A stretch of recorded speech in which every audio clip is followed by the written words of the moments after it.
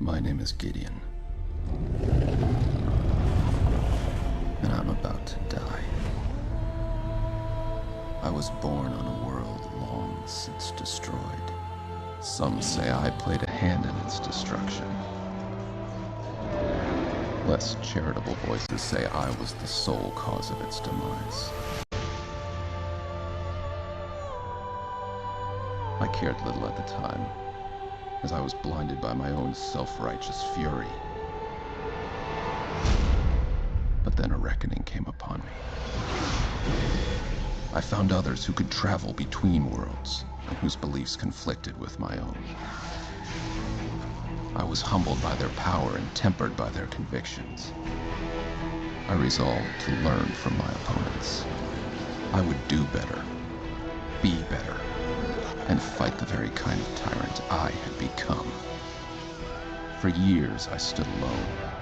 In countless battles, I won every time.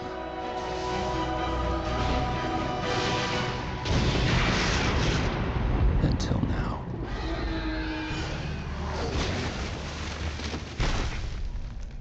I've given my all and it wasn't enough. But I have a plan. I've done the one thing my opponent could never do.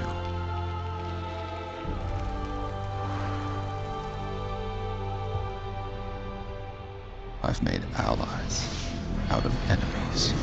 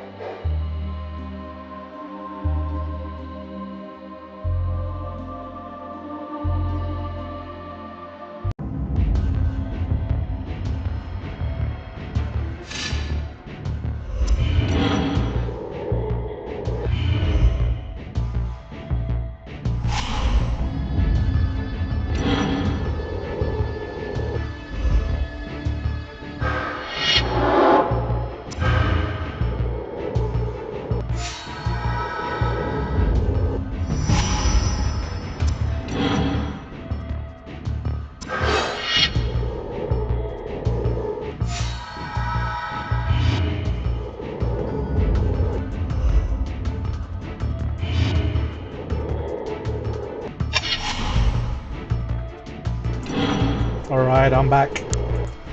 Sorry everybody, I was munching down as fast as I could, and I was trying to wait to see if there was some viewers to try to catch that first opening movie, opening cinematic.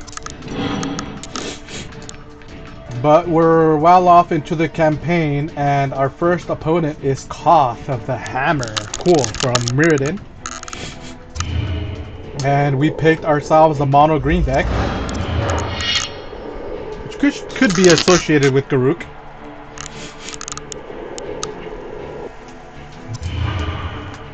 The game seems to be giving me a bunch of tutorial tips for the first time playing around. It's not bad.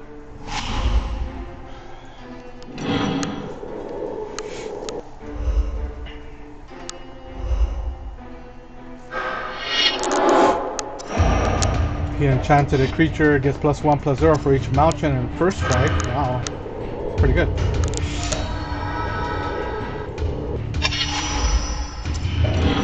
Got our 4th land, we need our 5th. Let us swing in for 5, see if he chump blocks or he trades. He does trade. Oh, I could block. I will block.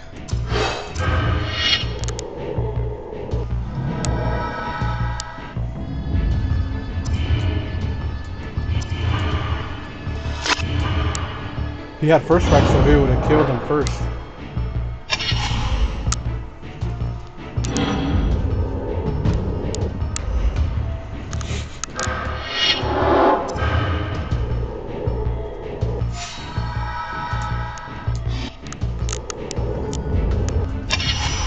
There's our 5th land. Nice.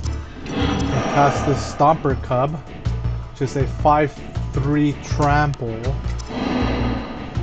He's got a 3/2 haster. We have an overrun as well. Let's try to get in for a few more damage to see if he trades with us. He does trade.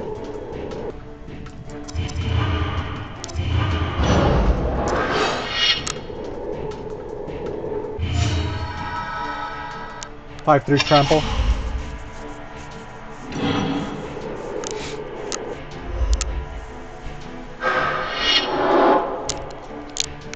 Splitting Earth. 1 in a red, sorcery speed, deals damage to target creature equal to the number of mountains he controls, which is 5. Nice.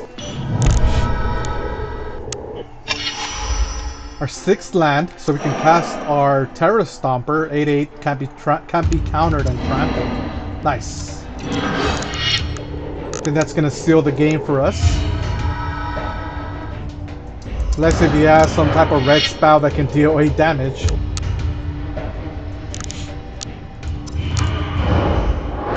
One of the reasons why I kind of wanted to revisit back on these older Magic games is the music. The artwork is another reason. We got some really cool looking artwork from older sets that are just not found in these newer sets like this. Flameborn Hellion. 6-drop for a 5/4 with haste, and it has to attack each turn if able.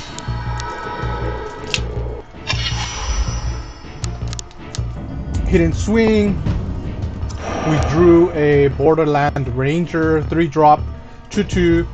When it enters, I get to search up for a forest, put it into my hand. Okay, but we have a overrun. 6-drop.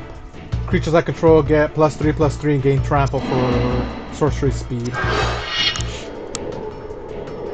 Cast that and overkill.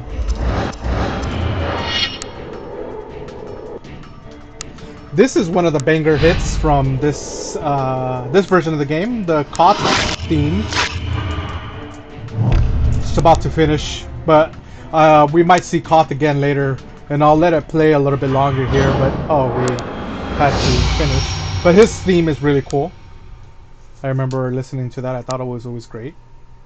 Sets the mood for a fiery type guy. Defeated Koth and unlocked his deck. Nice. Cool looking demon there. Defeated him and also unlocked a card for my deck. Dungrove Elder 3-drop with hexproof, and his power toughness is equal to the number of forests I control. So if I hard cast him without any ramp, he's going to be a 3/3 with hexproof. Cool. Then our path splits.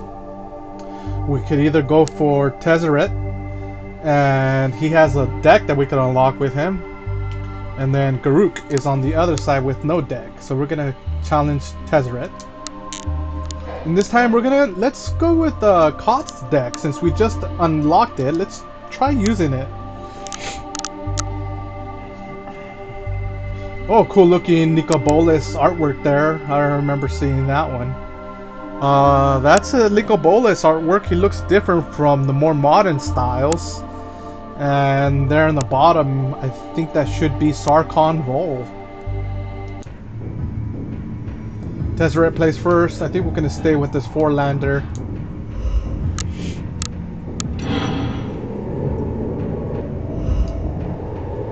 It even said it on the flavor text, yeah. A 1/1 Goblin Scout with Mountain Walk. Cast that first.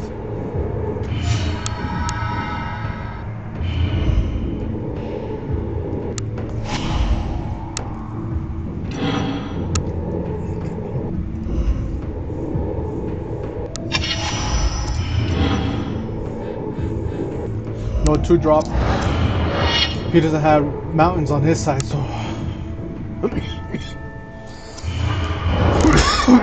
Excuse me.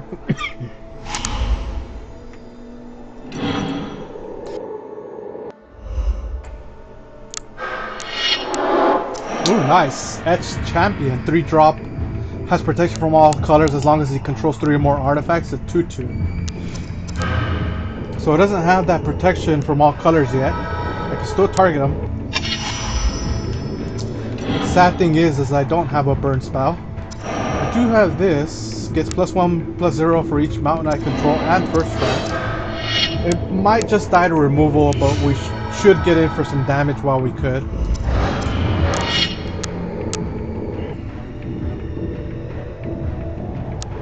Yeah, because if he finds a way how to get 2 more artifacts on this next turn, he'll just have a blocker that can block anything. Decides to attack.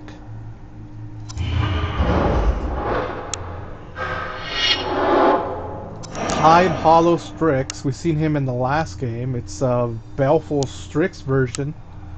Blue and a green, a blue and a black, 2/1 flyer, death touch, and it's an artifact creature.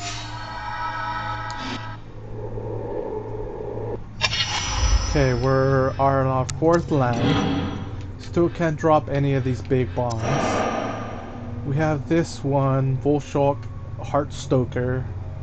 Says 3-drop for 2/2. When he ATBs, target creature gets +2/+0 to the next turn. So making our goblin bigger. He may need to block to not take 7 damage. Quite a bit of damage. Doesn't take the bait. He's down to 7. He's down to 8. He just needs 1 more artifact. Ooh, steam. Tap all creatures players controls. Those creatures don't untap during the next player's untap. So I skip an untap step. Got me good, so I need a haster now. These don't have haste. Says, oh, deals damage to target creature or player equal to the number of mountains I control. Nice.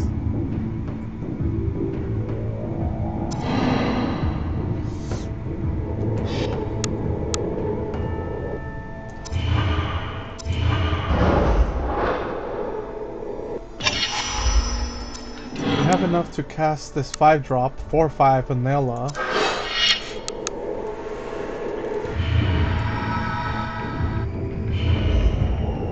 He doesn't have a 3rd artifact. Missed out on that turn. Still doesn't. 4 cards in hand. There's his 3rd artifact, 4/4 vanilla. So now he can block. There's my burn spell, nice. So land first. Splitting Earth is 1 in a red, deals damage to target creature equal to the number of mountains I control, but it's sorcery speed. So I would have to kill it now, which I'll do. Or I could...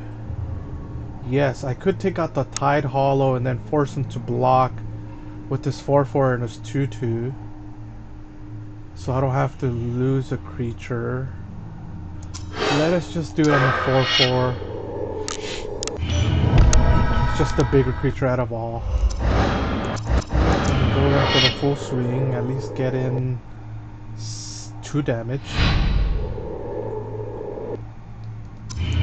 Took care of the Edge Champion. We traded with the Strix. Doesn't seem like he has much. Dead Reckoning. Put target creature card from your graveyard on top of your library. If you do, deals damage equal to that card's power to target creature. Oh man. Put him on top. But I'm dealing 7 damage to the face with this card, so that's enough. So let's get in for 2 extra. I wonder if he has a counter. He might have a counter.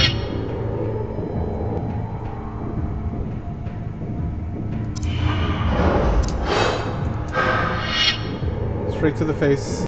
Bam. Didn't have that counter.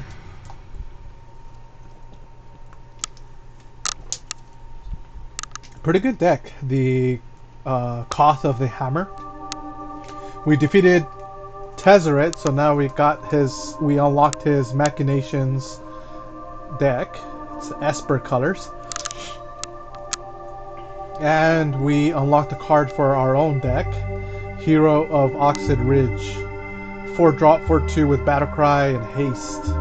And when it attacks, creatures with power 1 or less can't block this turn. Nice. Oh, we have to defeat both planeswalkers to advance to the next boss. Okay, we'll do that. Let's go on with the Machinations deck.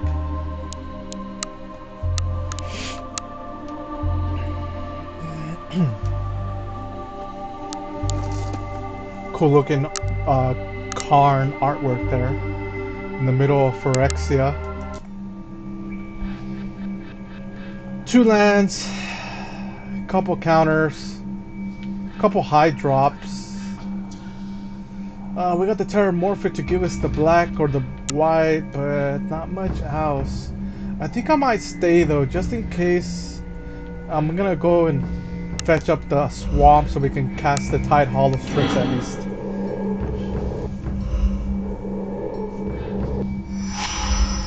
Looking for a land. Come on, give me a plains on my next drop would be great.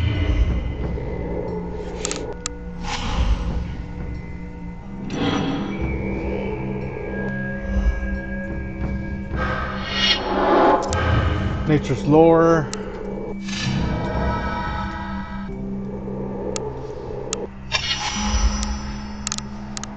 That's strike 2. At least we could put this guy down to give us the artifact cost reduction. And if we do draw our 4th land, we can play our 3rd land, we can play Stone Golem Murrier. Razorfield the Rhino.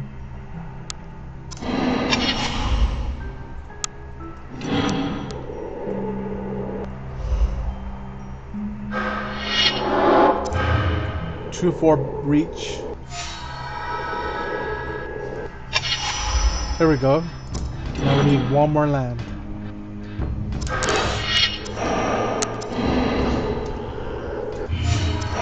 This one lets you cast if you control 3 or more artifacts, counter target spell.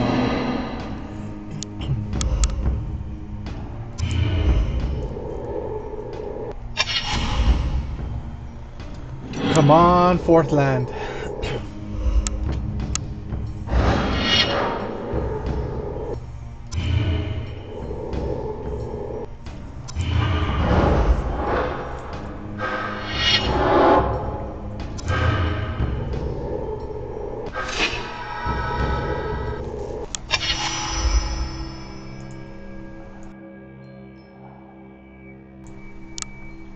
Right?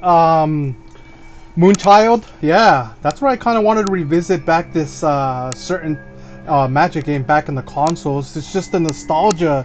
As soon as you see the battlefield, the avatars, the music, the cards, it's just, man, it was such a great time. It was an introduction to a lot of us for Magic. But yeah, great to have you here. Oh, you never got a chance to. Awesome. So here you go. This is your revisit here. Yes, I like this because it actually, if you play Commander now, it actually shows you a lot of cards that you might not have known about. These cards are not featured in something like Arena. You won't find these cards in Arena. Let me swing in for 2 damage in the air first. Yeah. This was released back in 2012. I drew a Hunger of the Nim. Sorcery speed, target creature gets +1/+0 until the end of turn for each artifact I control. Cool. Which is currently 2. I'm gonna hold up the mana to hold up to maybe counter something. Yeah, I love this game. I always loved it when it was released. The music was something for me. It was so good, the music. The artwork was so great too. I'm not gonna block. I'm gonna take 4 damage.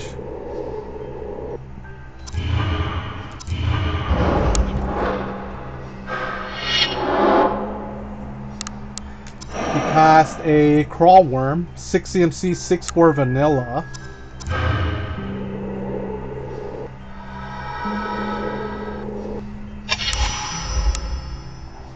Yeah, Moonchild, yes, you're right. Such nostalgia. I'm gonna play my 4th land. He has this 6/4. I'm gonna cast this 4/4.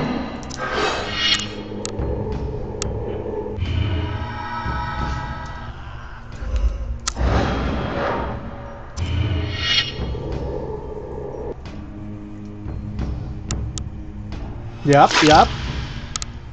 Right on, Moonchild.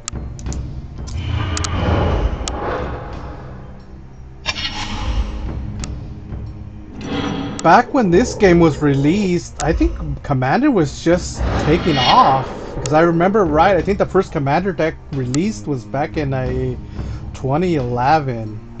So by 2012, Commander was still not a hit. So WotC Wizards of the Coast wasn't really too concentrated on Commander. So these cards are just a reflection of what was being played in, I'm guessing, Modern and Standard at the time, the sets that were being dropped at the time, 2012. This is heavily featuring Mirrodin and the whole Phyrexia block, which is awesome. Awesome sets. Man, he's swinging in for 10 damage. So, and he's got 3 cards in hand, all the available mana. I should have maybe had left up my 2/1 Death Toucher to block the 6/4. I'm down to 14 life. He may have a Giant Growth in hand. I think I'm gonna have to fish out that Giant Growth by potentially trading with him, because if I block one of these, it doesn't matter. He's just gonna cast that Giant Growth and it's gonna protect his creature. Here too, so it doesn't matter. I have a really strong feeling he has a Giant Growth. He does.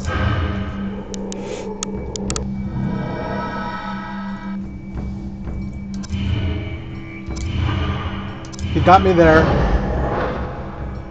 Down to 10. Cast a Beast Hunt. 4-drop sorcery speed. Reveal the top 3 cards of your library. Put all creature cards revealed this way into your hand and the rest into your graveyard.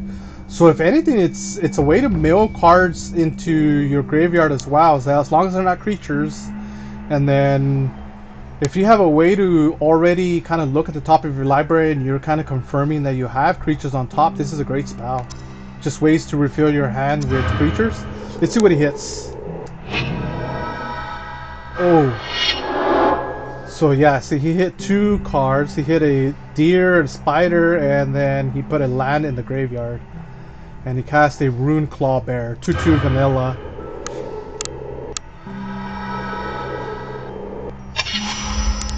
We're getting our land drops, but we're just falling behind in power. Oh yeah, I wasn't paying attention. I think I maybe had a chance to counter that that worm. I think, but the game doesn't pause the game for you itself. You have to pause it. I think I missed out on that chance. We can cast a Dead Reckoning. 3-drop sorcery. Put a target creature card from your graveyard on top of your library. If you do, Dead Reckoning deals damage equal to that creature's power to target creature. It's a great way to get rid of that worm, but it's gonna drop us down to 2 mana. I think I'm gonna have to put this 4/4. He's gonna get a +2/+2 pump, so he's gonna be a 6/6. But it's gonna leave me tapped out. I think this is the best move to do because I can keep up the Death Toucher to block. No swings for me this time. He doesn't have trample on anything yet. He's full swinging without the 6/4. He might just have 2 giant growths in hand, no lie. I'm gonna block the 6/6 with the 2/4 and take 4 damage. So he's just full swinging at this point, even if he has to sack creatures for it. Because he didn't... Unless if he's gonna make them fight somehow, no. Cast a Delayed Heart. 2/2 with landfall, whenever land enters, gain 2 life.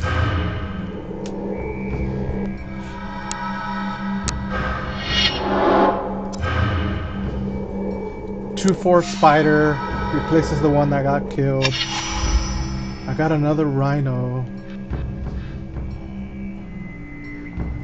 which is pretty good. Just to put up another blocker, I'm gonna do that.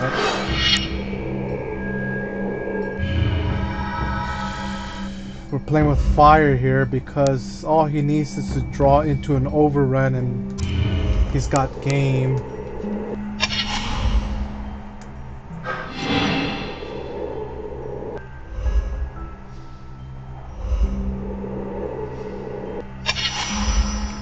So he's not attacking anymore. Now we have enough mana to hold up for our counters.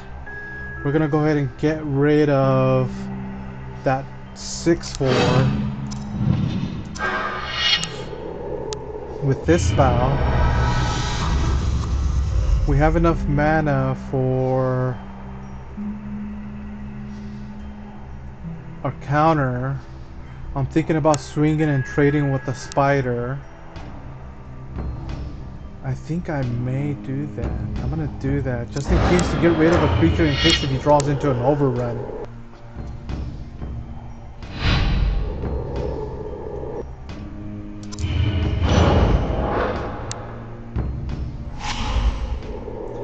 Skipping his main phase straight into combat. Full swinging. Getting rid of the landfall creature and the bear. Hitting me for 2. I have a counter in hand. A glaze heart. I'm gonna do that so you don't gain any more life, so I'm gonna counter it.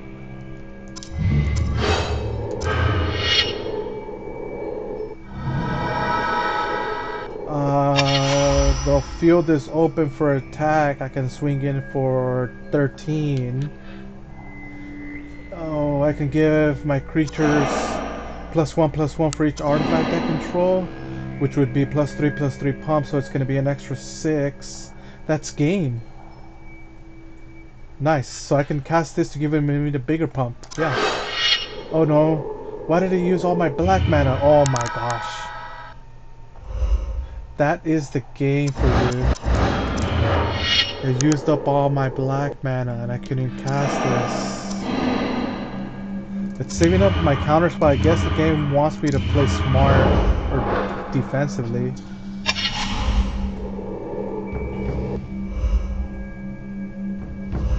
Doesn't swing. Casts a centaur courser. I'm gonna counter that just to seal the deal. And we have this game. Even with another artifact, a 2/2 flyer. And give all my... Oh no, it's only one creature. Okay. It's good to know.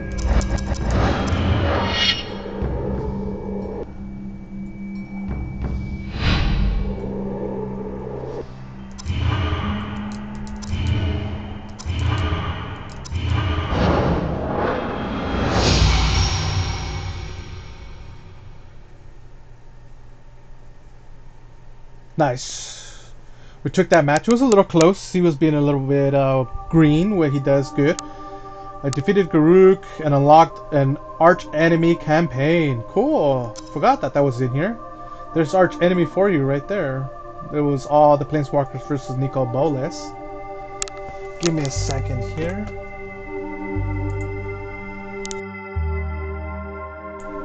Okay. We unlocked a card for our deck, Sanctum Gargoyle, 4-drop, 2/3 flyer. ETBs. Return target artifact card from our graveyard to my hand. Now we have the chance to battle Kiora. Nice. Karn is at the end there. And we have Arch Enemy. Cool. Separate bracket. Easy one-on-one challenge. These are all locked. And then at the end here, it's not Karn, it's Nicobolas as the boss. And then we have a Revenge that's not unlocked. Cool. Let us keep going. We're gonna go ahead and see a couple more matches. Let's battle Kiora. We didn't unlock another deck, but let's go ahead and battle Kiora with a mono white deck. Wieldian Steel. Might be an Equipment Matters deck. Let's try it out. Cool looking artwork there. It looks like Jace and Chandra dueling. Let's read some of these flavor texts here since we're not in a big rush and we're not being forced by the game to skip. It says, while working for the shadowy organization known as the Infinite Consortium, which was under Tezred, I believe, Jace Beleren was hired to recover a sacred scroll stolen by Chandra Nanar. Yeah, she had the scrolls that were leading her to Zendikar. If you guys remember the whole lore behind the Infinite Consortium and Jace and Chandra releasing the Eldrazi. We have 2 lands, equipment, not too high paying mana costs on those creatures, so we're gonna go ahead and stay with the 2-lander.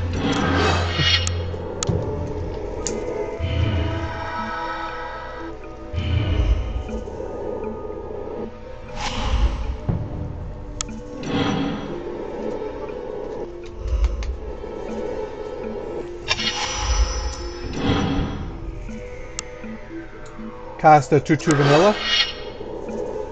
If we get our 3rd land drop next turn, we can cast this Strider Harness. It'll give our creatures +1/+1 in haste. It costs 1 to equip. I'm guessing Kiora is going to be like a really high casting creature spell. Bunch of behemoths. Maybe some ramp spells to help you get there. Skipping her turn. There we go, we got our 3rd land. Beautiful. She might have a counter, but we're gonna have to eat it if she does have it.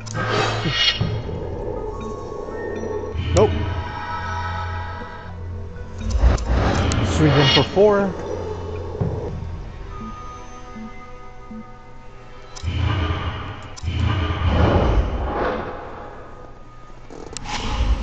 Dealing some early game damage. She did get her 3rd land drop.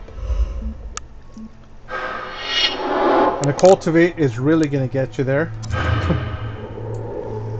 Now we're playing Commander.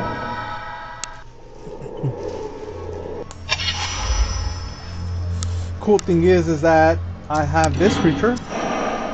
Core Outfitter is a 2/2 for 2. When he ETBs, I can attach an equipment I control to target creature. So I don't have to pay the 1 for this. And this is what we do. We cast this for 2. It's got Summoning Sickness, so it wouldn't normally be able to attack this turn. But with the Core Outfitter, he can actually put it on himself, but we're going to put it on the creature we just cast. The one before the Core Outfitter. Effectively giving him haste. And a +1/+1 pump.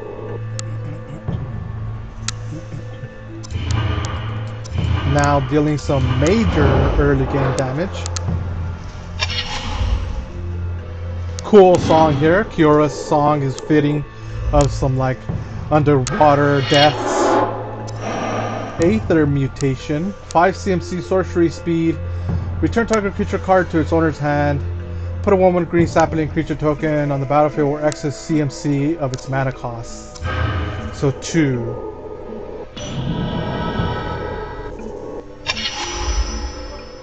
Okay. We cast this creature again. We returned it to our hand.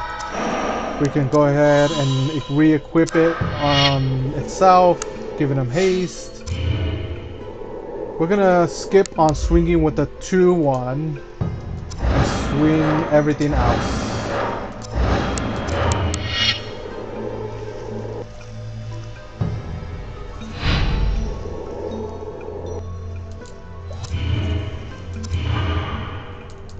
Get in for at least 2 damage. We have an arrest, 3-drop enchantment. Creatures can attack or block, and its activated abilities can be activated.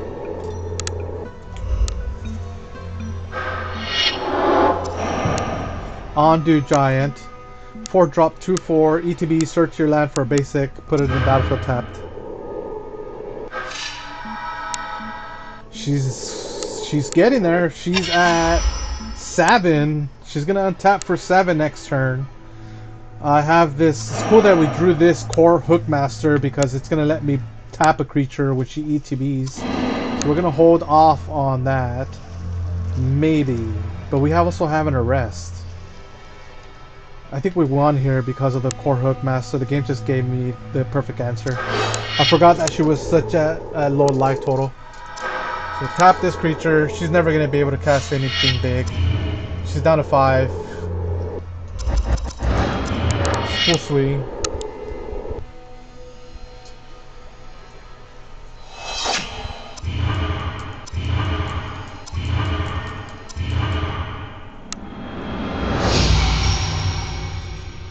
Perfect.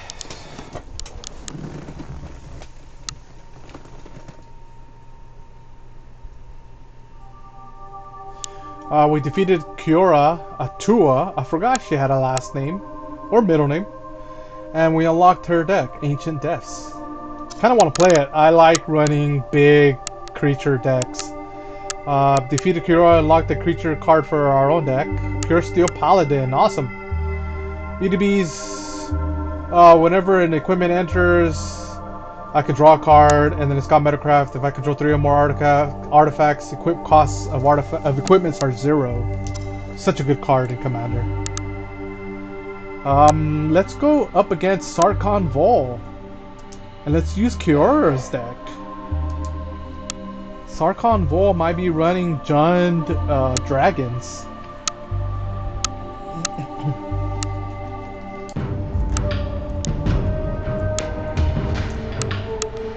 Cool. This is Sarkhan Vol's theme. Really kind of wild and naturalistic kind of theme here. Chaotic.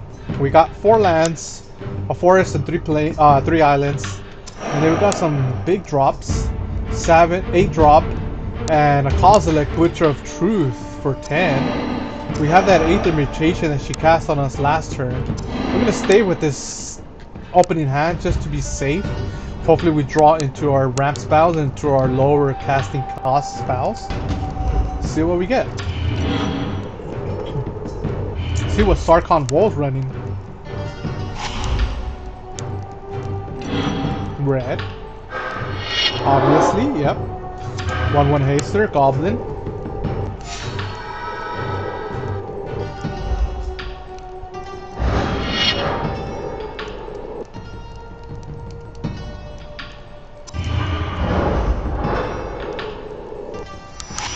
Cool.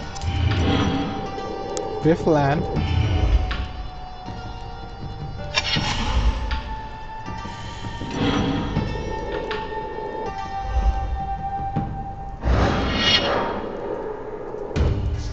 One Goblin up against this deck is so good because I won't be able to cast anything early game. Another Goblin, 2/1. So far it seems like it's black-red goblins, and I'm drawing too many lands at this point.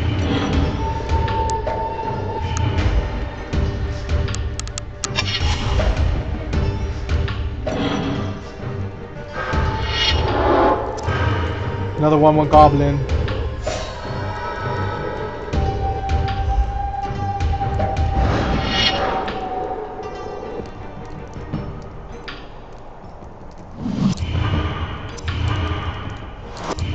Down to 14. Okay, Explorer's good, because it's going to let me play another land drop, an additional land. It's a pseudo ramp spot. Oh, it is ramp. So let's do that. It replaces itself by having me draw a card. Another Aether mutation. So we're at 5 lands. Next turn 6. I don't think he has enough to kill us this turn.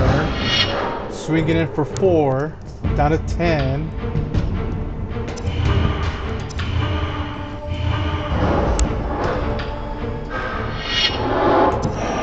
Crucible of Fire. 4-drop. I run that in my Dragon Tribal deck. 4-drop enchantment. Dragon creatures he controls gets +3/+3. Good thing goblins are not dragons. Okay, that would have been great in my opening hand. 1-drop the 0/4 Kraken. What's cool is I have enough to cast this and save up the mana for Aether mutation. What sucks is that this is sorcery speed and he may cast a hasty dragon next turn. That hasty dragon is just gonna get a +3/+3 pomp, so we'll do what we can.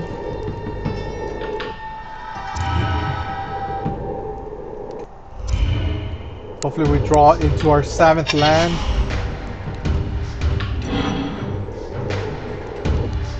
Or a ramp spell would be great. A cultivate would be great. Block the 2/1. Gets in for 2 damage.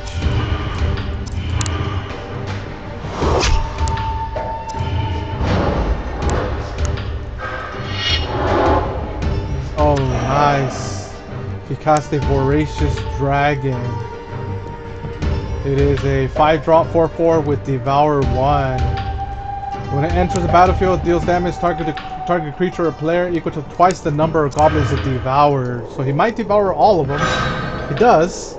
Ooh! He straight up dealt 8 damage to the face. Okay. Hopefully he doesn't have a burn spell or a hasty spell because I'm gonna use this Aether mutation. But it's just gonna bounce into hand. It's not really getting rid of it permanently.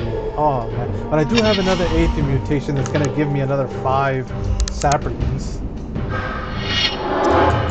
Okay. Something, I guess. See, it's a 7/7 on its own. There's our 7th land. So now we can cast the Coiling Oracle and the Aether mutation. Let's do that. This is enters the battlefield, reveal the top card of the library of its land card, put it in the battlefield, otherwise put that card into your hand. Land. Cast the Aether mutation, make another 5 tokens. We're going super wide this game. Let's just swing everything minus this. It's faster that way. I'm starting to drop some frames and getting some buffering. My internet was working great. I don't know why it's switching up on me now. I had a technician come out and work on it. It's working great. Maybe spot. Oh, flyer haste. That's what I was afraid of. He got us. GG's. We were doing so good too at the end there. Man.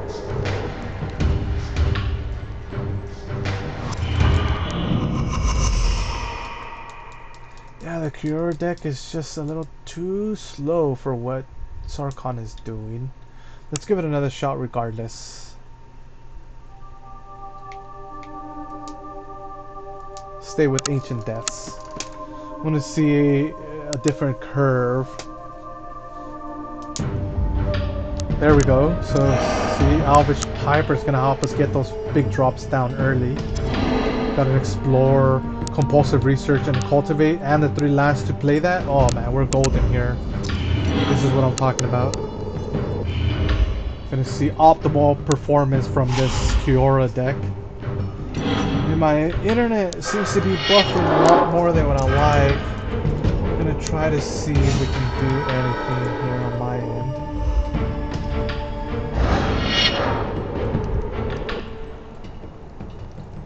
No, can't do much. Just gonna have to see if slowly my internet gets better.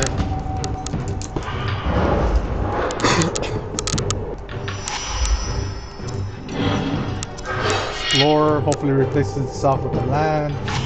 Perfect. So we ramped. We have enough to cast Alvis Piper next turn. We even have this 3/3 octopus. Nice. To maybe bait out the removal. We also have a cultivate, but no big drop yet. It'd be nice to cast Kozilek this match. I'm gonna go with the Alvis Piper.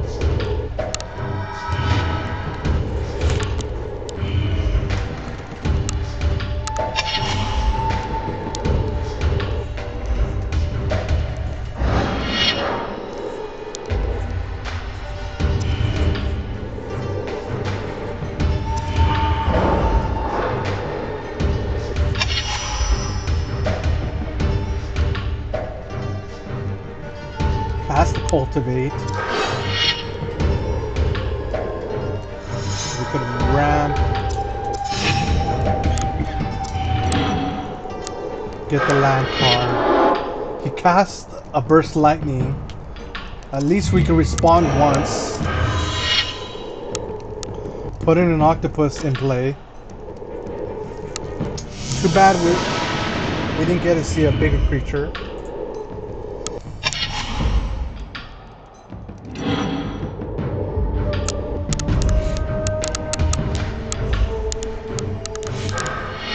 But it is enough to keep those goblins at bay. A 1/3 death touch giant scorpion.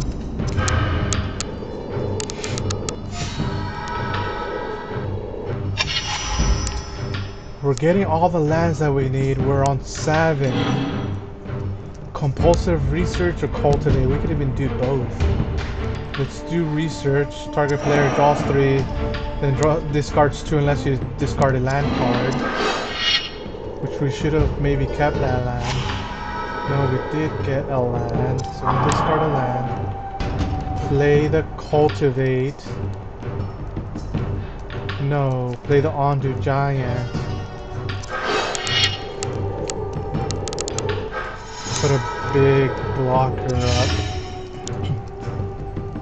We got all the lands we need. We should have maybe swung to trade with the Scorpion.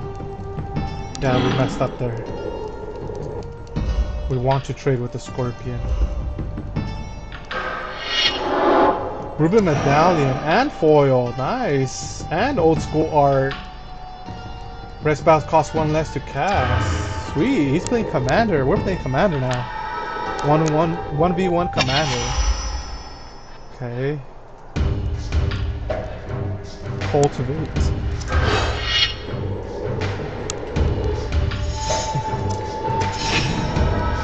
We'll do explore.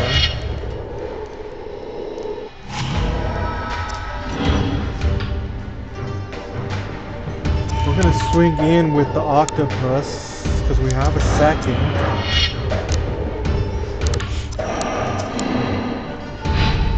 Yep, we baited the Scorpion. That's the second octopus. We got all the land in the world. Walkiora's world.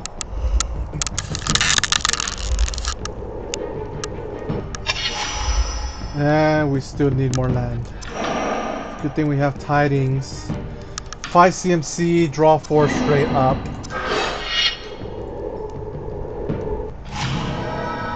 There is our big creature. A couple of big stuff. We have Simic Sky Swallower. Oh, it's a classic creature. And still holds up in Commander, I want to say, nowadays. 7 drop, 6/6 in Simic colors. Flying Trample Shroud.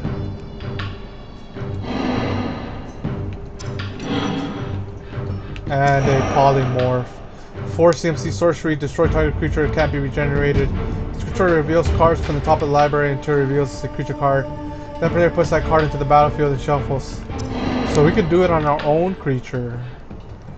Yeah, and then we got Yavimaya's Embrace. 8 drop, enchantment aura.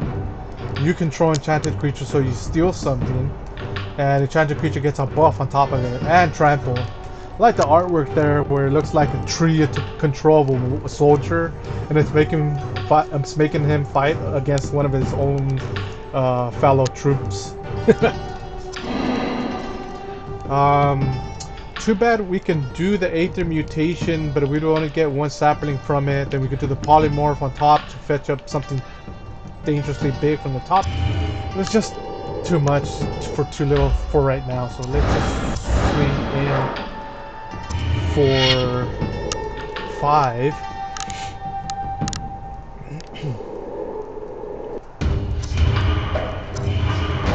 I gotta remember that he still has hasty creatures. No haste this time.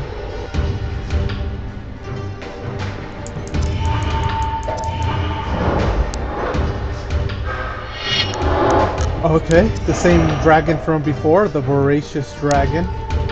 He made it 1 less to cast, but it's devour 1. So let's see if he chooses to devour all those goblins. He does. Straight up deals a bunch of damage to the octopus. Comes in as a 6/6. We drew a tidings. Now we have a bunch of options. We have 12 lands. We have option to cast a Sky Swallower to match his power toughness. We have the option to steal that creature, polymorph it, Aether mutation it. So I think the good thing to do maybe is Yavimaya's Embrace. It's a break creature already, and just keep these other options just in case if he casts something bigger. And then if we have chance, we can cast this later. Let's do that. Seal 6/6, give it a +2/+2 pump and a trample ability. It's an 8/8. We don't have enough to cast anything else other than polymorph, which we don't want to do. We could do it on the Ondu Giant, but no, we want to keep him up there.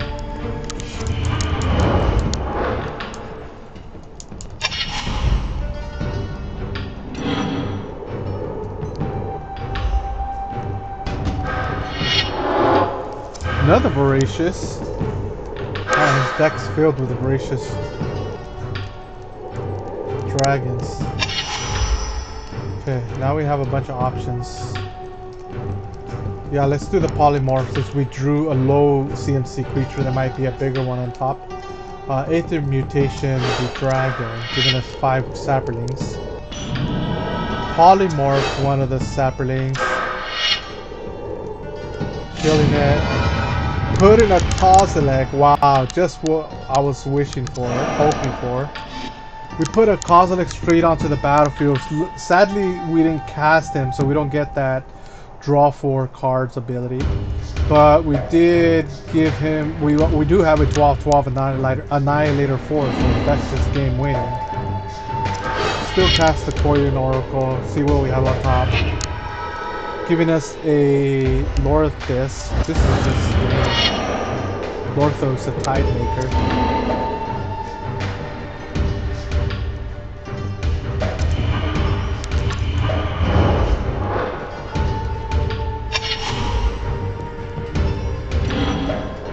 Cool that we're going to be able to swing in with Kozilek, making him sack 4 permanents and cast the 3rd Voracious Hydra. Crazy. Oh no, that's the same one that we bounced to his hand. My bad. Manic Vandal. Cool looking artwork there of some kind of brute just destroying some wizard's lab. 2/2 enters the battlefield, destroy target artifact. His Ruby Medallion? Yeah, might as well.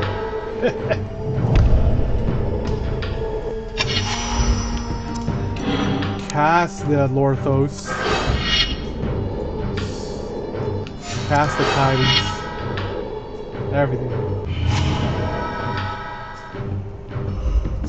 Full swing. Annihilator 4. Sack a bunch of lands. Went down to 3.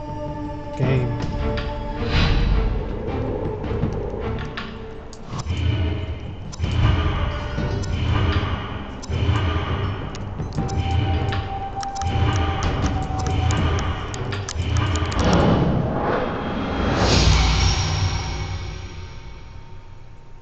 Cool. That time around was a lot easier.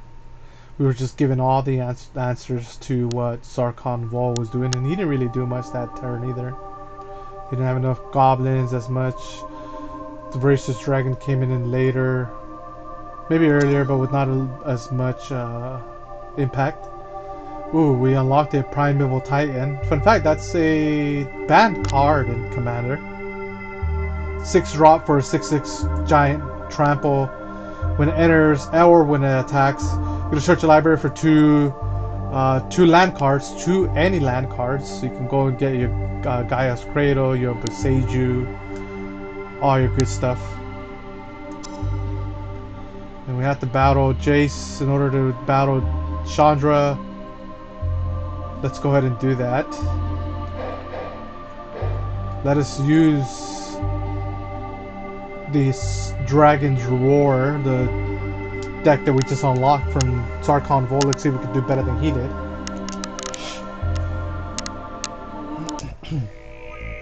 Cool. I keep on forgetting every time we run into a new planeswalker that it's going to be accompanied with his own theme. It's one of the reasons why I'm revisiting this series of games for the nostalgia value, and yeah, the music is great. 1 drop, 1/1. When it dies, target creature gets -1, -1. Let's start off with that. My internet is just... It was a lot better before. I don't know what it is. Maybe peak hours or what, but hopefully it gets better. Oh, this is cool. I remember this deck. It's the Phantasmal deck. It's a bunch of creatures that when you target it with anything, they just immediately sack. But their reduced cost makes it value worth. 2/2 for 1.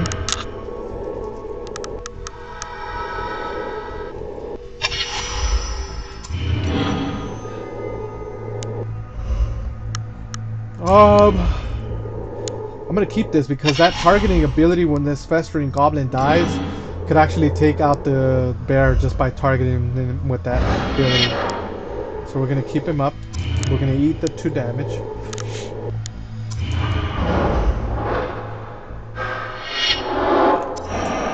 Ooh, I remember this deck. It's got a bunch of flyers.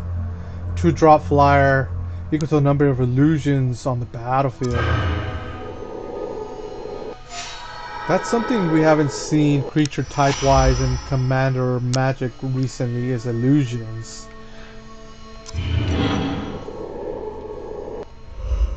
See here, I can swing in. He'll kill the 1/1, but then I can target the bear with it. Because I won't be able to target the flyer when he swings. There's another of the same, except that one's going to be bigger than the last. Wow, okay. Illusion Tribal.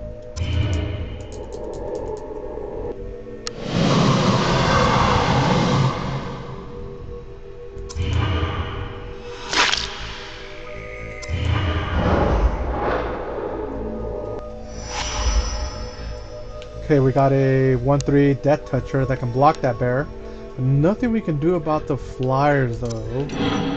Oh yes, so we have enough to cast a Crucible of Fire. That's going to give this Furnace Whelp +3/+3 pump, so it'll become a 5/5. She doesn't have the mana to counter it, so I think we go 2/2 flyer first.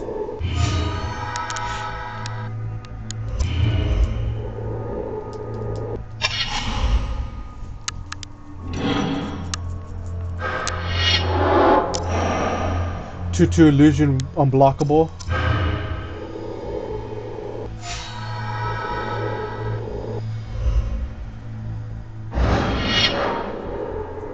Can't do nothing about the flyers because I don't want to block them. I have to eat the damage.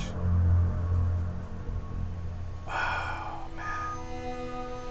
And then, yes, I think I'm going to have to eat the damage. I think he has this game. Just not...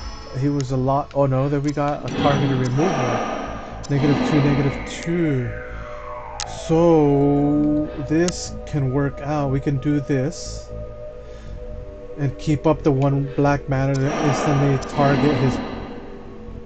No, we... Oh no, yeah, we instantly target the... No, so what we do here is we block, okay.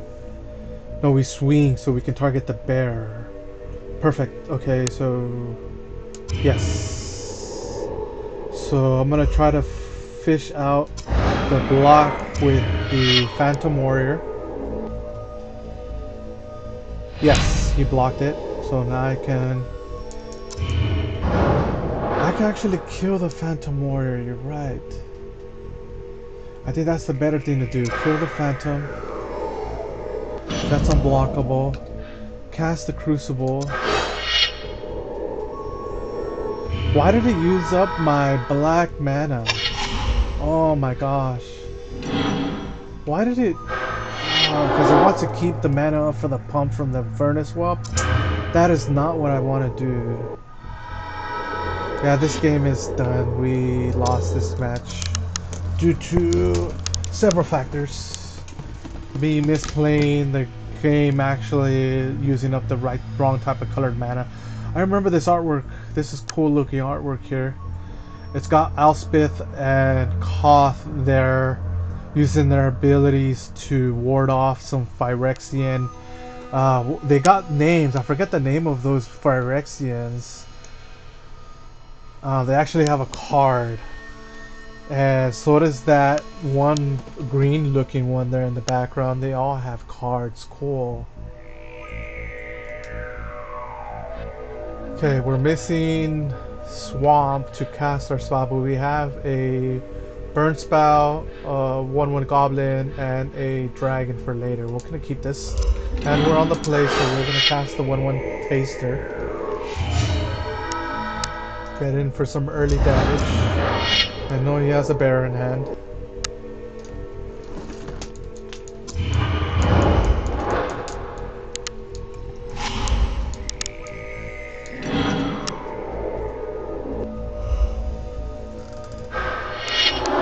Yep, the bear.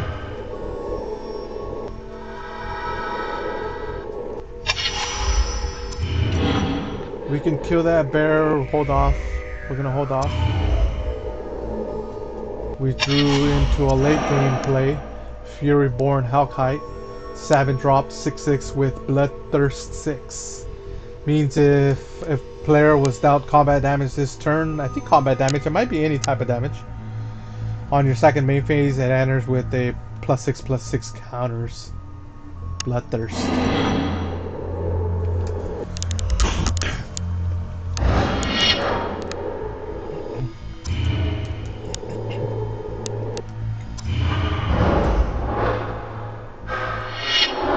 Okay, yeah, we're gonna be getting rid of those creatures, those flyers. Deals 2 damage to target creature or player. Burst lightning. Still don't have our black source.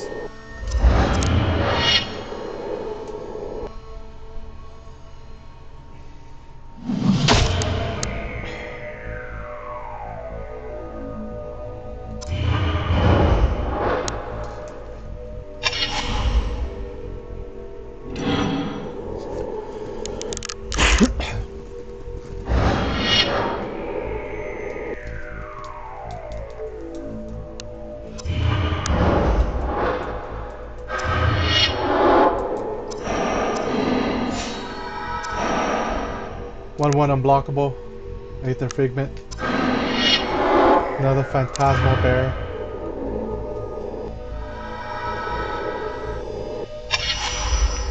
Okay.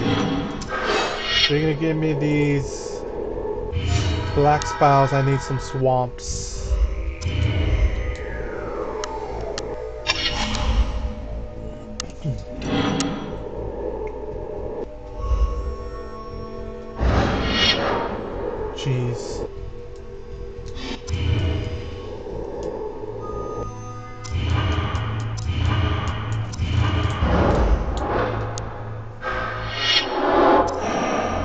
2/3 illusion.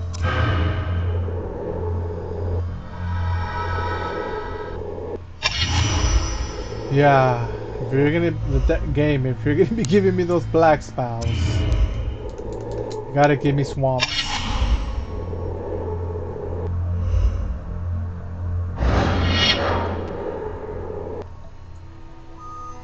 I think we lost this game already,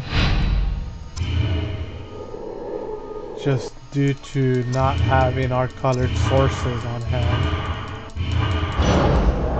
Down to 6. It's a 5/5 this time around. Yep, we lost. Let us concede so we can switch out our deck. I'm gonna go up against Jace again.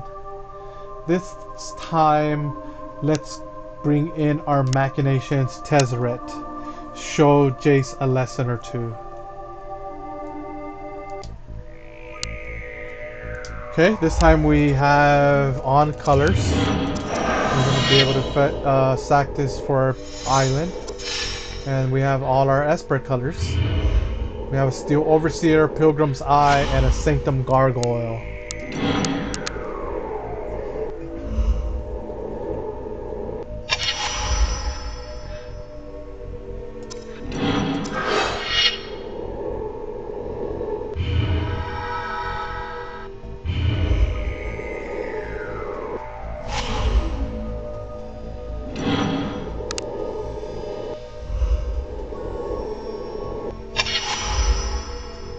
Play our last color land that we need. We can play this 2/2 with Metalcraft. It'll give it flying. If it has, if I control 3 or more artifacts, I will swing. No, it needs to tap to put a counter. So I'm not gonna swing. Just gonna tap him now in case I forget. He taps to give all my artifacts counters, +1/+1 counters. So good. If you're running artifacts in Commander, Steel Overseer is a staple in that. Okay, we don't need any more lands. Hopefully we can return target artifact card from my graveyard to my hand. Put another artifact, giving my flyer there, glider, flying. Tap them to put a counter on everything. Swing in for 4. Yeah, this time around, it seems like Jace didn't have any of his early casting, low casting spells for his bear and Hated Figment. Instead, he's casting Repulse. Instant speed, return target creature to its owner's hand and draw a card. Interesting that he waited until now. Guess replace a card.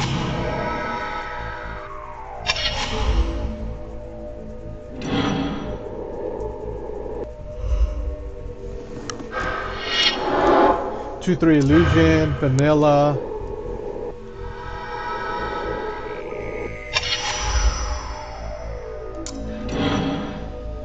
Cast the Steel Overseer. Can't tap him just yet.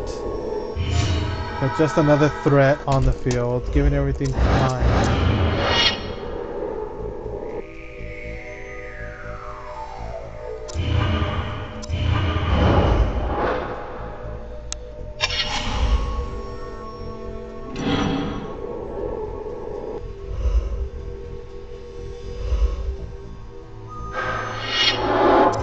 Repulse on the same creature again.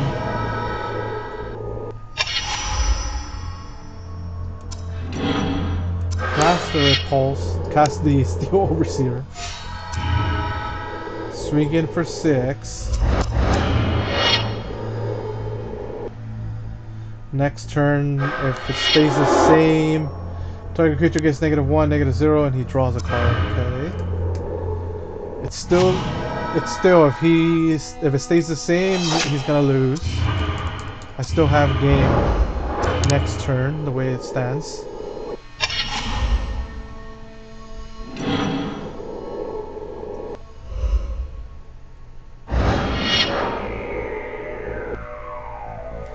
Won't block.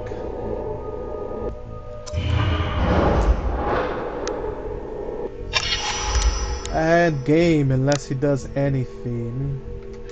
We'll cast the Ethereum Sculptor just in case. We'll cast the Sanctum Gargoyle. No, we won't. We'll keep it just in case. I think we want to renew regardless. Swing, tap.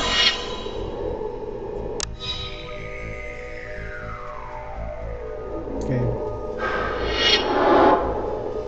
Last second disorient. Force CMC. Target creature gets -7, -0. Wow. Saved himself a turn. Okay. Saved himself from dying, okay?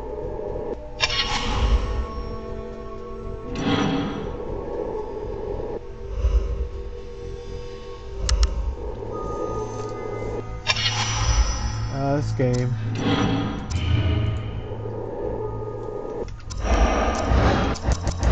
Whoops. Overkill.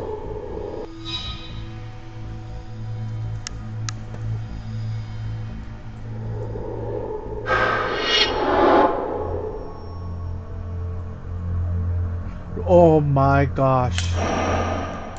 Evacuation for 5. Instant speed. Return all creatures to their owner's hands. Oh my gosh.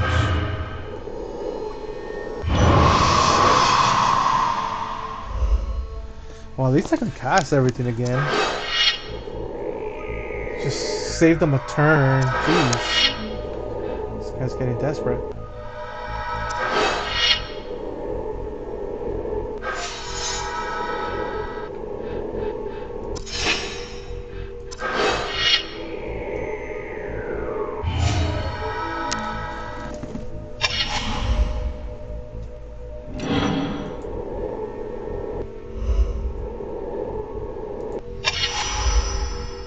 There.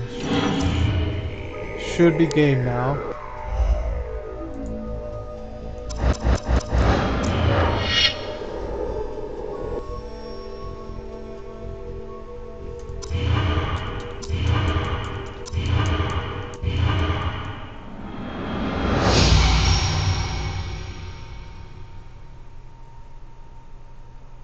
Got him.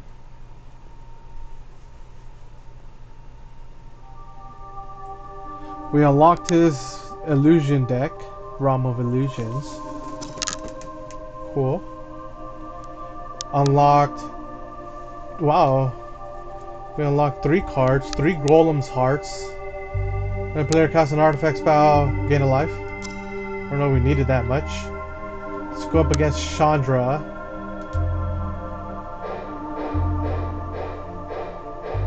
Let's do Jace versus Chandra. Sounds like a good duel. They keep on hinting towards it too, so let's make it happen. Jace versus Chandra. Cool, this is Chandra's theme. Got a counter, bounce spell, draw spell, extra turn spell. Nice, time warp with the cool looking artwork. We're gonna stay with this. No creatures, but very control-y. Playing commander here. 1v1 commander.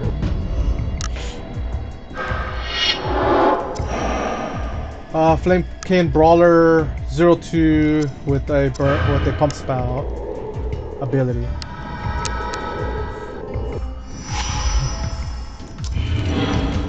Fleeting Distraction. -1, -0, instant speed, and draw a card. You may need to do that because he's probably gonna pump him right now. Nope, he didn't even attack. Okay. 1/1.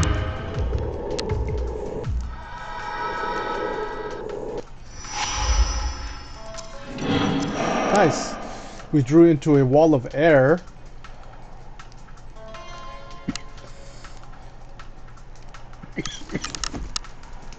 Cool. The artwork can be a little misleading because it shows like drakes or dragons, but excuse me. Those are not the actual creatures that the card's representing.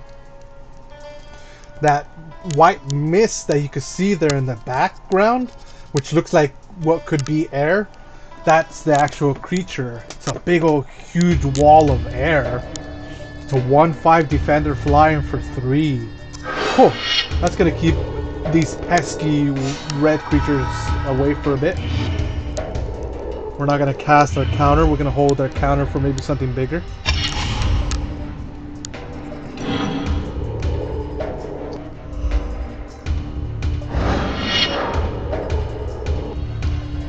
He can potentially pump him up to 3.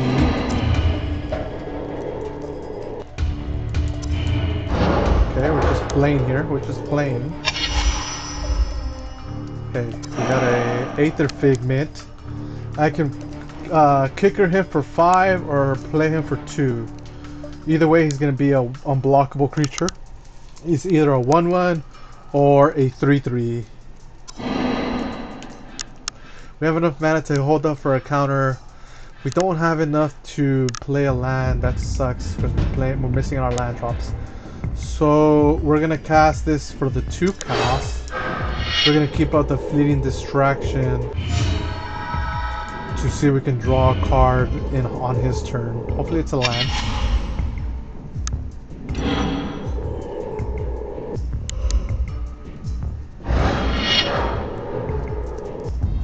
I'm gonna block it. He's gonna try. Oh, he can deal 1 damage to anything. When he dies, he's gonna deal it to the Aether Figment.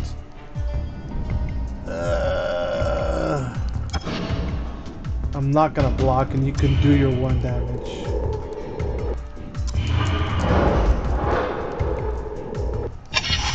We did get our land, risking it.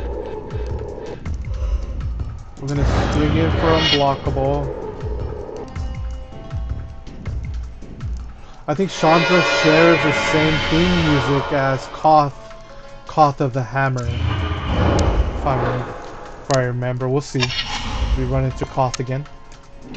Either way, cool music. Didn't swing this time. A Fire Servant. 5 CMC 4/3. If a red instant or sorcery spell you control would deal damage, it deals double that damage. Oh my gosh, we can't let that resolve. We put a timer and we say, I'm gonna respond to that, and then we cast cancel. Take that. We drew a Phantom Beast. 4 CMC 4/5. When it becomes a target of a spell or ability, sack it. Which it can be immediately sacked if we kill this guy, and then he can target him and kill him. So that's a big trade-off. It's not worth it in our eyes. Even if I were to cast him and can't cast this bounce spell, he would die too. I would have to sack it. So a lot of ways to get rid of this creature. So it's just a big glass cannon. We can't attack with that 1/5. Let us swing in for 1.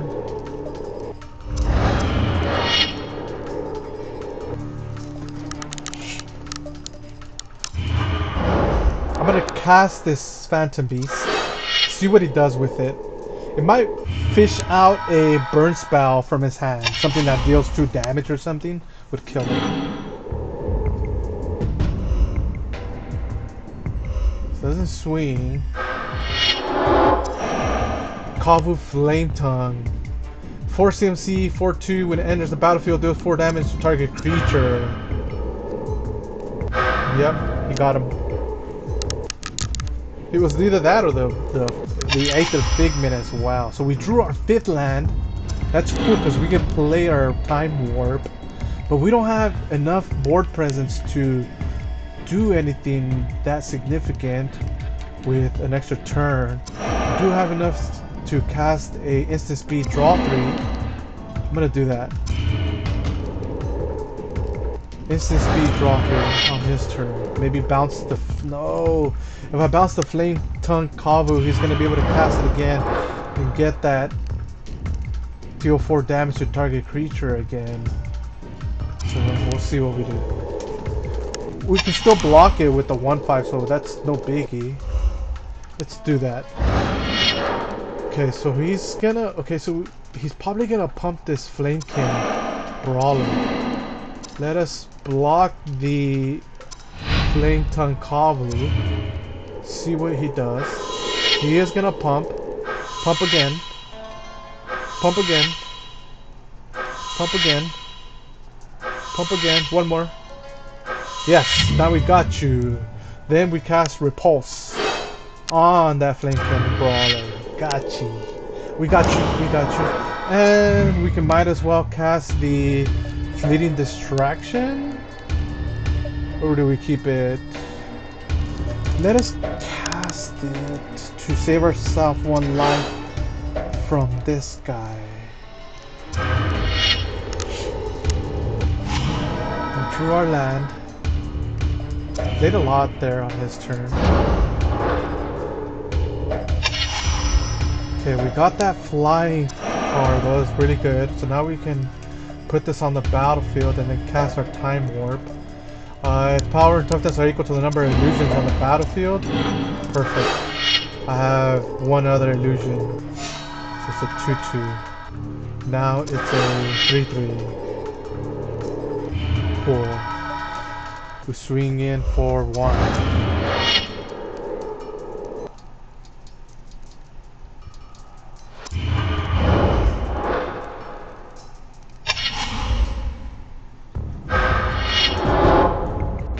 Volcanic Hammer. Deals sorcery speed, deals 3 damage to target creature. Oh, he couldn't take that Aether Figment damage anymore. Wow, if it was me, I would have done it to that flyer. This guy. The Krovokan Mist. But okay. He's looking for me to block it so he can target this 4/5. I'm gonna force his hand. Okay, forgot about the Flamekin. I'm gonna make him block that 4/5 on my end. 2/2 with the pump spell. With the pump ability.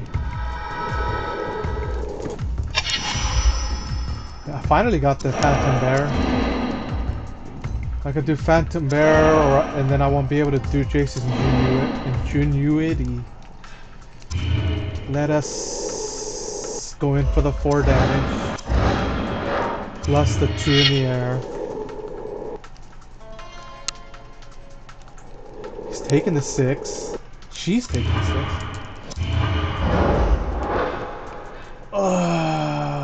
No, I could cast it, and I can cast both. Okay. What am I thinking? Why did I think that the bear costs 2? This is instant speed, so I can save it on his turn. I can take an extra turn, but I want to see what I draw into. We're getting near that extra turn.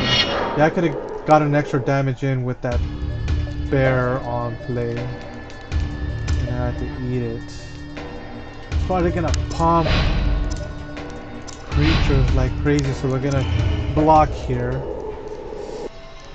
Gonna trade, block, and take 1. Lava Axe straight up deals 5 damage to my face. Sorcery speed. Casting my Jace's Ingenuity. Drew a land. A Mind Control. 5 CMC enchantment. I enchant creature and I control him. Divination, draw 2. And my Time Warp. I think this is where we go in for the win by time warping. Yep, let's time warp, and then we're gonna let's time warp first.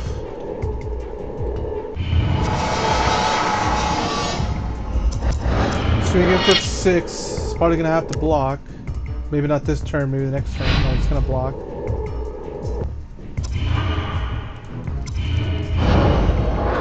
Take my extra turn, draw a card, another land, divination, get some more illusions hopefully. There we go.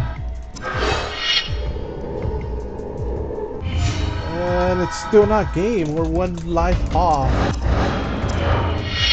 But it doesn't seem like he has anything on her board, so if it stays the same, we're just gonna win. One life away.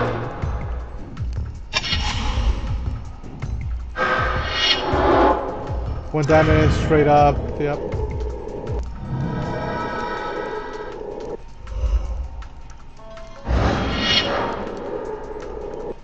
This time I'm gonna block your 1/1. I don't know why you're sacking him so recklessly. Gonna deal to the face. Oh, to the wall. Okay. 5 damage to the face. Another lava axe. Wow, she was so close to actually just killing me with burn spells. Down to 7. And game. We're gonna take control of his Collar Flame Tug just to pour salt on the wound.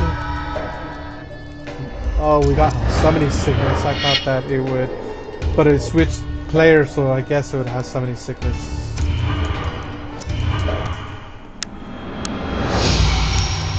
Cool. Jace won the duel between Chandra and Jace.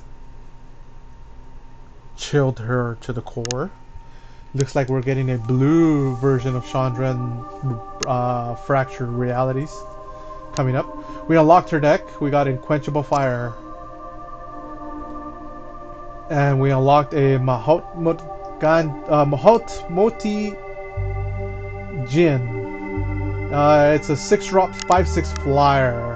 Vanilla. Cool. This is what I was trying to get to. Is actually battling Sorin and Nissa. More Sorin than Nissa, but I do like my Alf Tribal. But let us save Sorin for the next match. Let us go for Nissa. Let us play the Chandra deck against Nissa. She's probably gonna have a bunch of Alf creatures. But I'm gonna keep Sorin as a boss planeswalker because he's, if I remember right, he's running a vampire tribal deck, which is really powerful. Bunch of lands, a wall, and a burn spell. We'll keep this. And let's take a listen to Nissa Ravain's theme music.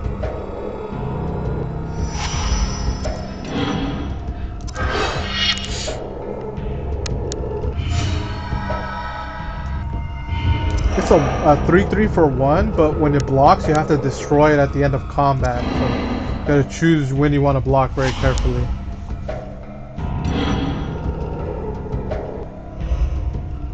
It's got some good, I want to say that it's got some good abilities stapled on itself. Let's check out this card first. 2-drop, 2/3. We put it to the graveyard from the battlefield, put it on the bottom of its owner's library instead. So it doesn't hit the graveyard if it's coming from the battlefield. It goes straight to the bottom of your library for maybe to see it later again or fetch it, tutor it for some reason. Cool. We drew a Prodigal Pyromancer. 3-drop, 1/1, taps to deal damage to target creature or player. That's great because we can use that to maybe get rid of some 1/1 weenies that she may have. We also have a Volcanic Hammer that's sorcery speed, straight up just deals 3 damage to target creature or player. I'm gonna do that to this 2/3. Just save myself some damage. And maybe delay the time so we can eventually get this Prodigal Pyromancer on the battlefield. So then it could tap to deal damage to her 1/1 weenies. Not like that, but we can get rid of that one different ways. Like this, Chandra's Outrage deals 4 damage to target creature and 2 damage to that creature's controller. Instant speed. Get the Prodigal Pyromancer online. We have another Cinder Wall if need.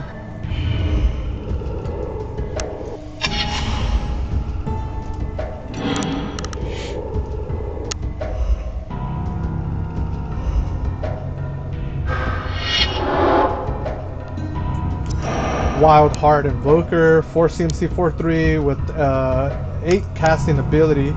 No, yeah, it's the ability that costs 8. Target creature gets +5/+5 against trample.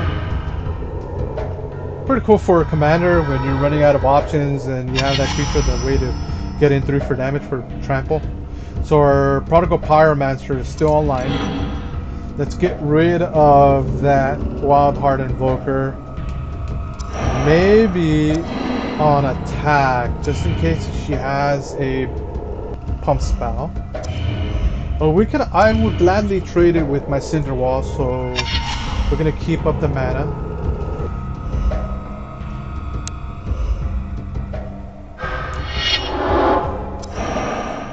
Two drop, 2/1. When it dies, search basic, put it on the battlefield tap. That's good. And now tribal, must have. Another one, 2.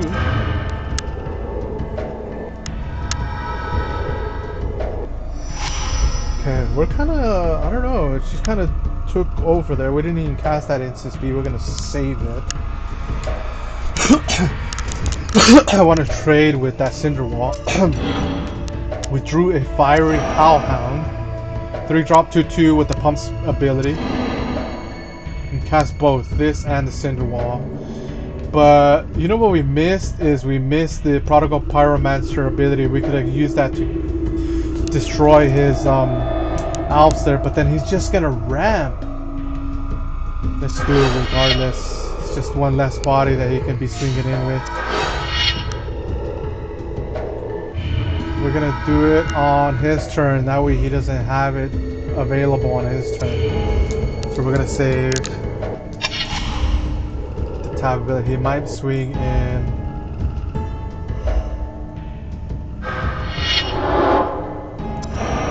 Heedless 1, 4 drop. Power toughness are equal to the number of elves on the battlefield, which it's got a bunch, and it's got trample to boot on top of it. So we're gonna get rid of one of these 2/1s. On my next turn, I'm gonna get rid of the next one, but it's ramping him. But it's also debuffing that other creature, and it's within reach of the Chandra's Outrage now. Nice. Let's do that before it gets any bigger. We can save it. Let's do it now. Let's do it.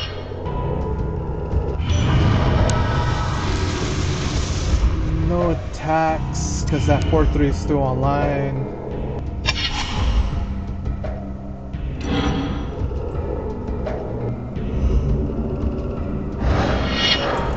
Now it's swinging.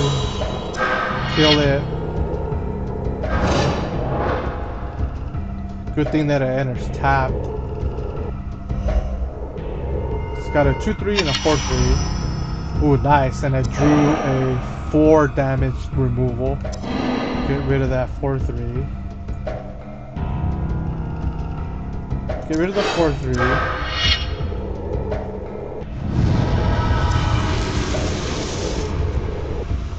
No attacks, because it'll kill my Hellhound. Cast the Fire Elemental, 5/4. Kills it. Interesting.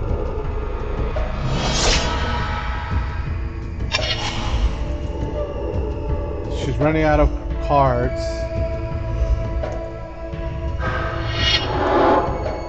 Two enters, destroy target artifact. I don't have no artifact. Players. It's a good thing about Prodigal Pyromancer is they could target players as well.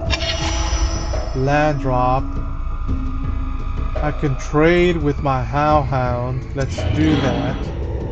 She's probably gonna just trade with this 2/2. Oh man. I'm gonna save him.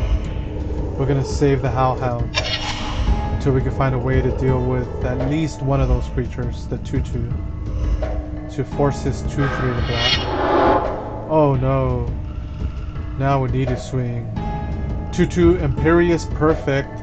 Other elves get +1/+1, and you can pay 1 and tap and put another elf into the token.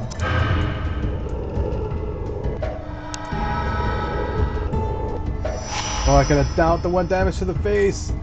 Okay, I'm missing my effects, my triggers here. I gotta pay attention. Maybe I should just do it now and just save myself. I think I'm gonna have to attack. No. I'm gonna save it for the block. But she should have been down to 15 by now.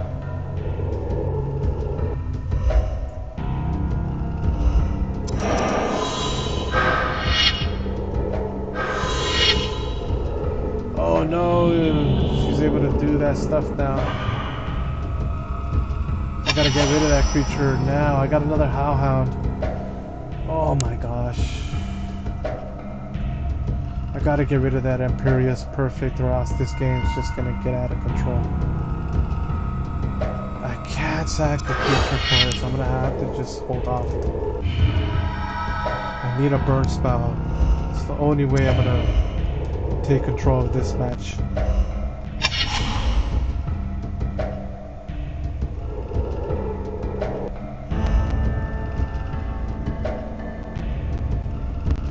She doesn't need to swing now. She just needs to hold back and create tokens if I don't have any way to answer for it. Oh yeah, that's big help. It's gonna be like a 6/6, 7/7 when she creates another. Wow, I just missed my trigger. 7/7. Wow.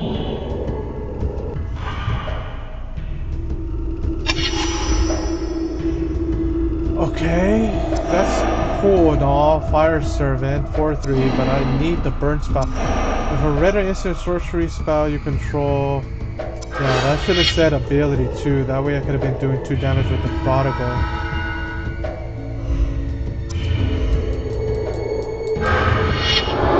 Oh my gosh, and then he has all the removal he needs on hand.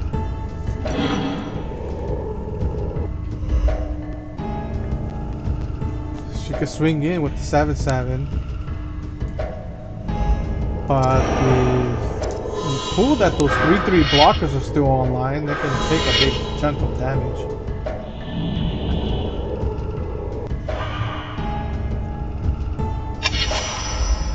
What is that? Sizzle. Deals 3 damage to each opponent. If that would have said creatures, I would have been really considering it right now. That would have board wiped. This is only dealing to the opponent. There's no help right now. If I live long enough.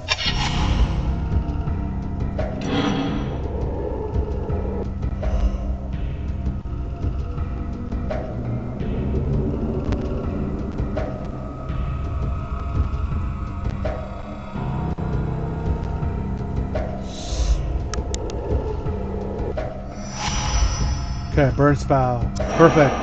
Okay, so it'll deal 4 damage to the Imperious Perfect and 2 damage to the controller. I need to get rid of that Imperious Perfect. It's creating her tokens. No, not that. The Imperious Perfect. It's probably going to create a token on reaction. Yep. But we got rid of it. So we have a chance to take this match by burning her out. We just need to draw into some really hefty burn spells. That Fire Elemental, if they would have been online, it would have been perfect because this would have done 6 damage instead of the normal 3. Now she's attacking in for some major damage. Might of the Masses is game winning. Target creature gets +1/+1 into the end of turn for each creature you control. Wow. Can I kill it? No, I can't. I don't have anything to kill it at 7. It's just game winning. 14/14. Wow.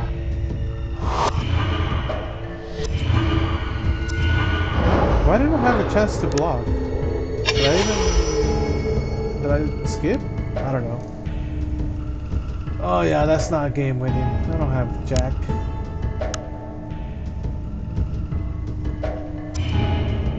I think I even missed my Prodigal Pyromancer trigger. I should send the Prodigal Pyromancer for so many times that I missed the trigger. He blocks, double blocks, smart.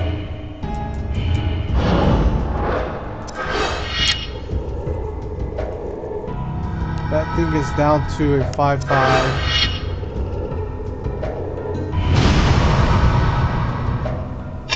He should be at 8. 7 with this ability, but I just screwed up. This game. Let's restart again with the same deck. I feel like we could have done better, and we could have been handed better cards as well. So let's try again. 5 lands, Prodigal, Ember Shot, 7 drop, deals 3 damage to target creature or player, draw a card. Wow, why is that so expensive? Because it's instant speed? 3 damage to target creature or player, draw a card? Wow, that's so lackluster. Let's shuffle that out of there. Got a Kiln Fiend, Chandra's Outrage, Lava Axe, much better.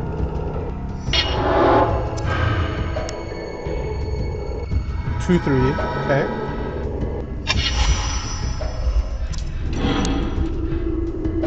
That same spell that deals 3 damage. We're gonna hold on to this in case we see that fire elemental later down the road.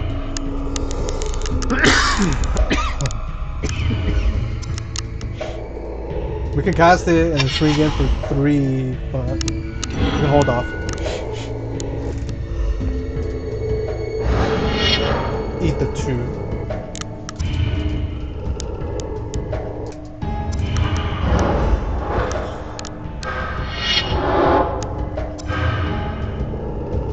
For 3, can use our Chandra's Outrage to get rid of that.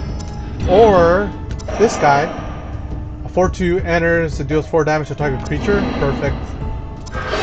Get another body on there. Reduces elf cost. Reduces elves on the battlefield. Swing in for 1. Don't matter, we're not gonna block next turn, so we can do it.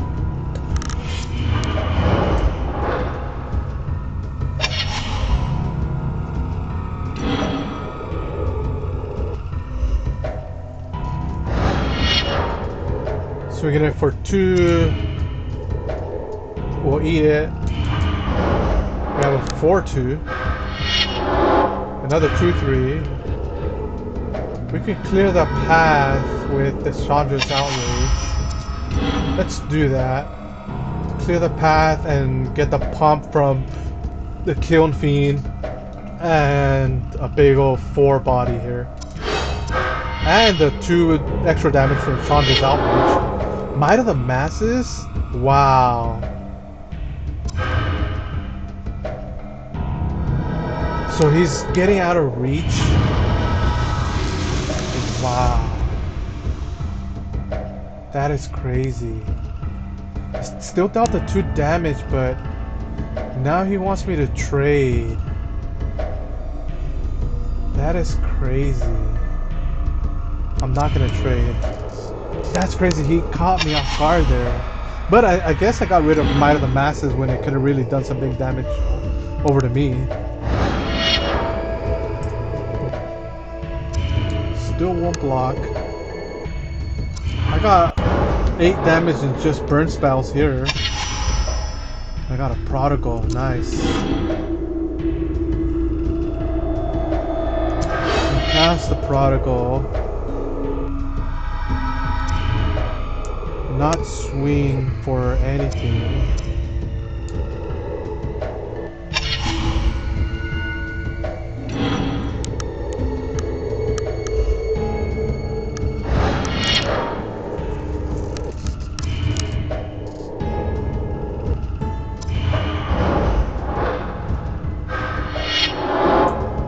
Heatless one. It's gonna be a 3/3.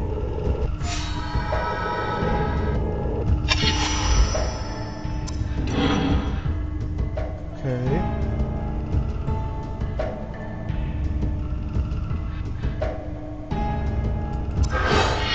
Past the wall.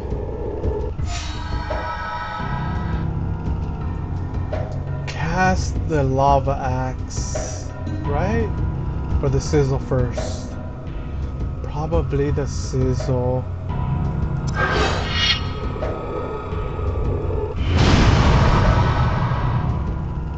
Swing for 4. Should probably gonna block. Yep. Let's try not to forget any Prodigal Pyromancer abilities. We're just waiting for anything that he drops for a 1/1, just to keep that away from us. A 1/2, out of reach.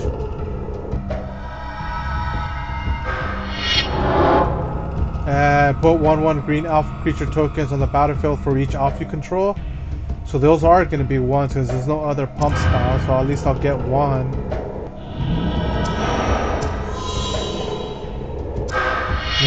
Drop him down to a 5/5. He didn't swing. Should I do Lava Axe? It's kind of risky.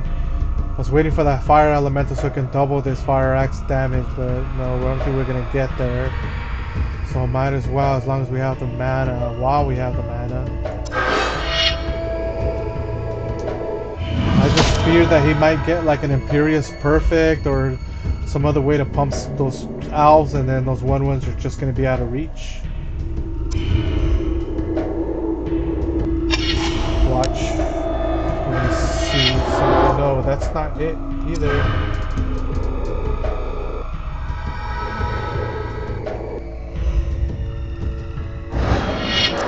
Get rid of one of the owls.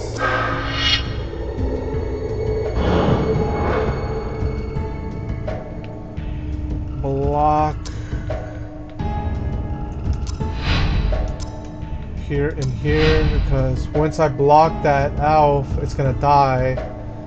It's gonna make that heedless one a 4/4. My Kawa is dealing 4 damage to it.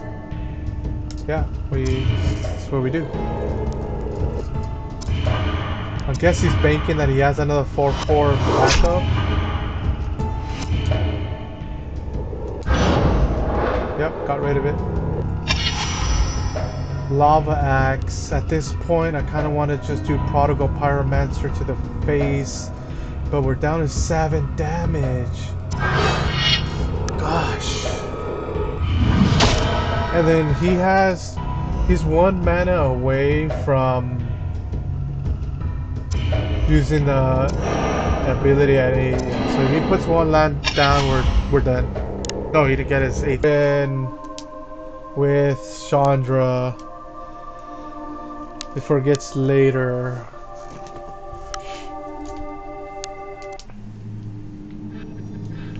Cool, we'll stay with this.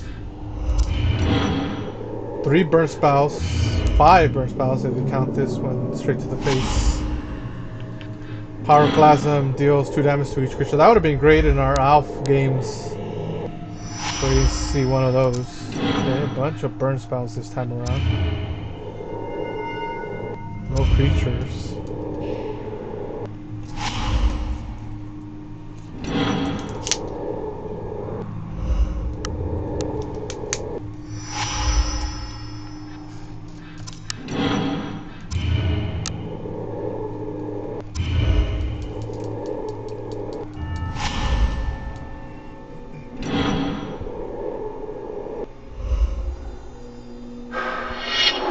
I was gonna say Vampire Nighthawk, classic card here. 3-drop, 2/3 flying, death touch, and lifelink.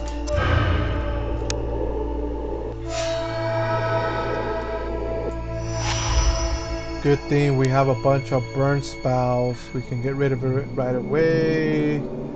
We should put the Kiln Fiend down first. But since it has lifelink, we don't want to give him too much of a head start. We're gonna have to go and with the hammer.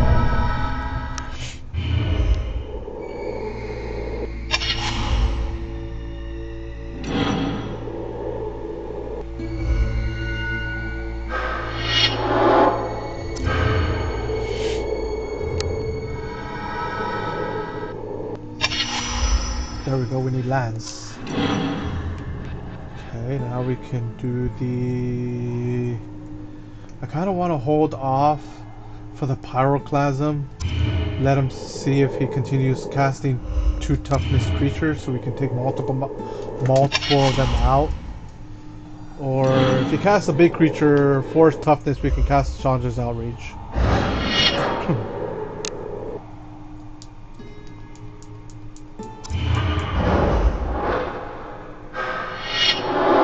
Yeah, there we go. We can get rid of that. 4 toughness vampire. Vampire Sangreer. We need lands. Well, at least we can cast a Kavu to get rid of that 3/2. That's good. We're at least keeping creatures off of his field. And we have 1 big body on our side.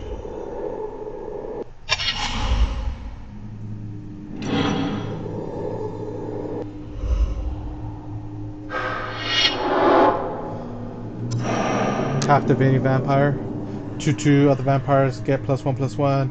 And he can tap 5 untapped vampires he controls and can control target creature. Becomes a vampire in addition. It's such a good card.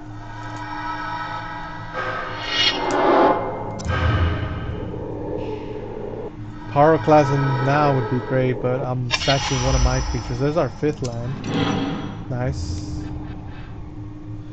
Go with that. I really want to get rid of. Let's fish out the captivating vampire. One of those. Oh, he didn't, so that's good. So we're getting in for 4 damage, and we're gonna board wipe with Pyroclasm. Deals 2 damage to each creature. Kill feed at the end.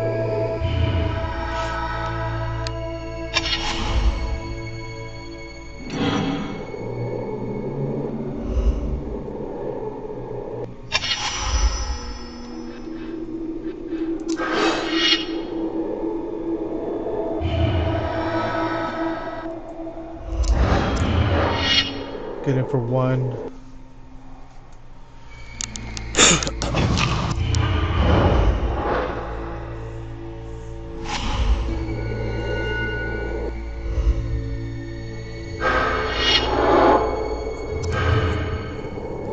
Destroy target creature. What was it? Sickness? Spread the sickness. 6 land, that's good. We can do Lava Axe and pump our Kiln Fiend up.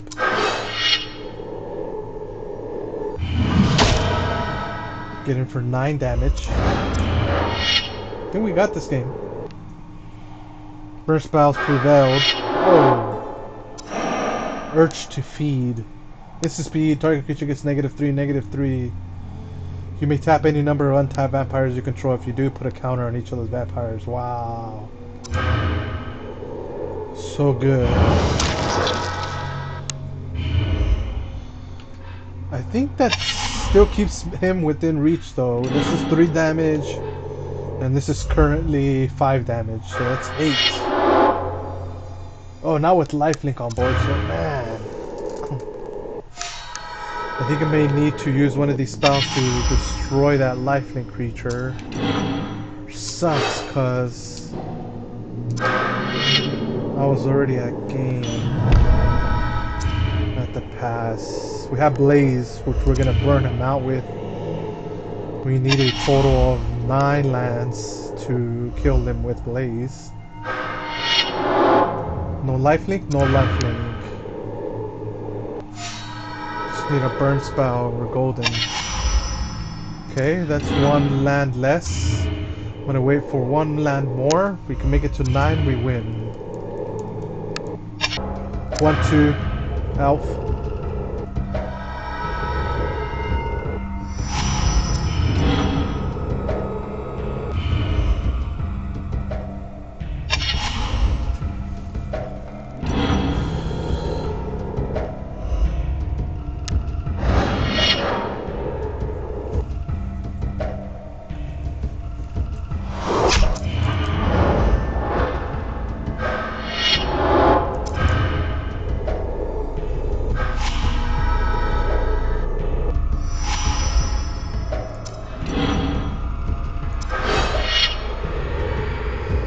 So 1/1 elf. If we get the prodigal online and keep him there, we can eventually get rid of all his 1/1s.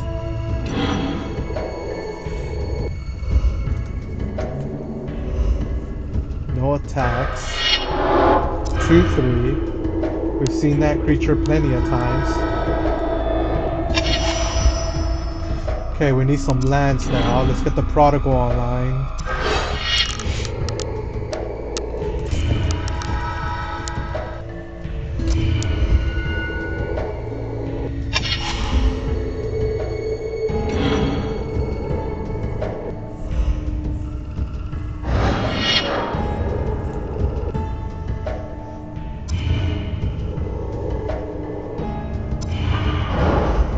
No blocks. Heedless one, 4/4. Okay, I think we got him. We got the 4/4. Nice, we got our land, because what we can do is get rid of the 1/1. It'll be a 3/3. Cast the hammer. It'll deal 3 damage to the heedless one. And we don't get to cast the fiery hellhound, sadly. Let's do that.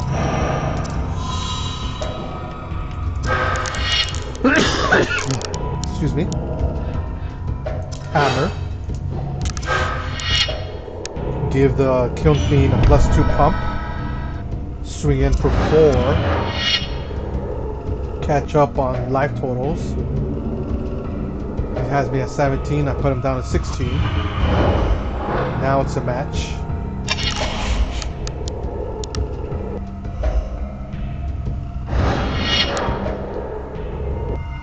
Swinging in for 3.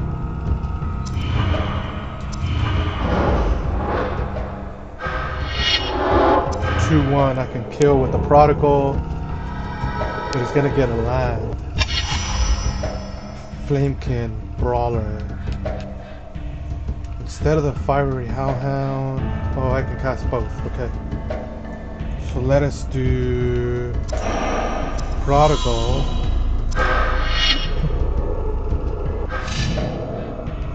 We could even do sizzle, and yeah, let's do sizzle instead of the fiery hellhound. Flame King, just so we can give the Kiln Fiend a +3 pump. We can get it again for 4. It's gonna start pressuring him. He's down to 9. Because at 9, that's more manageable. I have a lava axe in hand, and then with 4 particle pyromancer triggers, I should get him.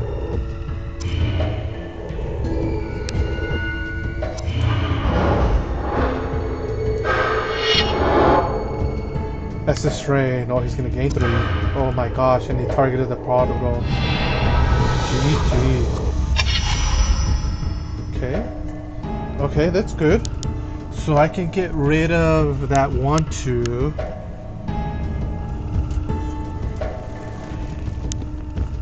Give a pump to my Kiln Fiend again. Let's do that. I would more than better like get rid of that 2/3, but it doesn't have it untapped. This is the only thing that can block, unfortunately. Putting them down to 6. Wish I had the prodigal. I have the lava axe that can deal 5.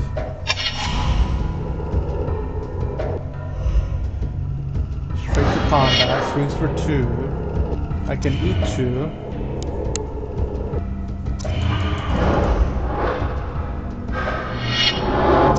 Two, 1. And that's it. I think I got him. I think I got him because... oh no, I don't have the 5th land to play lava axe. Oh my gosh. Okay, so what we do here is we get rid of the 2/1. Jeez, I think that's the wrong move because he's holding 3 cards for something. We get rid of the 2/1 so we can get in for 1 damage? No. Sounds bad. Let's get rid of the 2/3.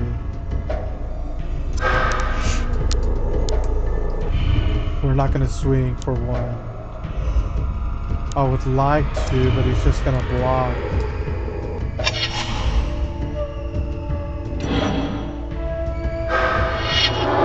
Oh, another 3 life. Oh my gosh.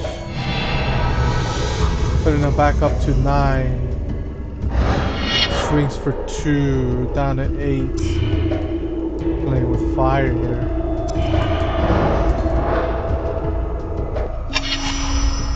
No land, no help. Oh my gosh. We could actually swing in for 4 with a Flamekin Brawler. I like that. Because then if I draw my land, I can just finish him off. Let's go in for the kill.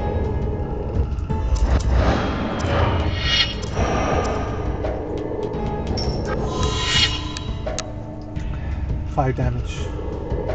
Come on, let's draw our next land, next game, and we got this. Game sealed. Lost 1. Down to 6. He can deal 4. If he has Might of the Masses, it's game. Okay, he's gonna kill a creature. That's not bad. Still not game winning. I need a land. This game is just playing with us to the very end. Destroy artifact. Okay, there's no artifact. Oh. The game was just, I was just playing. Oh my gosh.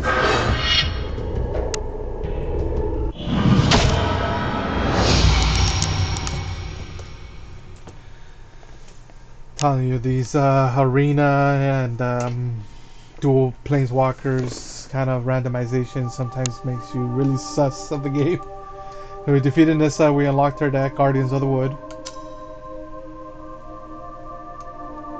And we unlocked 3 Dragon Claws for our deck, which don't really, I don't really want to play.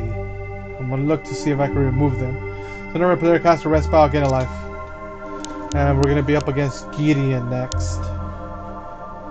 Maybe we can finish this game, this campaign, this first side off this tonight. Let's keep it going.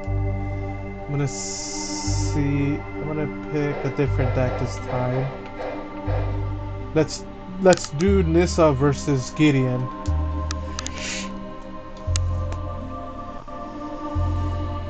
Let's try elves for ourselves. So 1 land, not enough. 1 land, forest. Oh my gosh. But we have this 2-drop that maybe we can land on. Let's stay here and risk it for the biscuit. We have at least this we can play. 1/1, pay 1, tap, sack, destroy target enchantment. Something. Cool sounding theme here for Gideon Yura. It's the main theme of the game. Cool, relaxing, ambient. Kind of fitting for Gideon, you know. Cast a 1-drop, 1/1.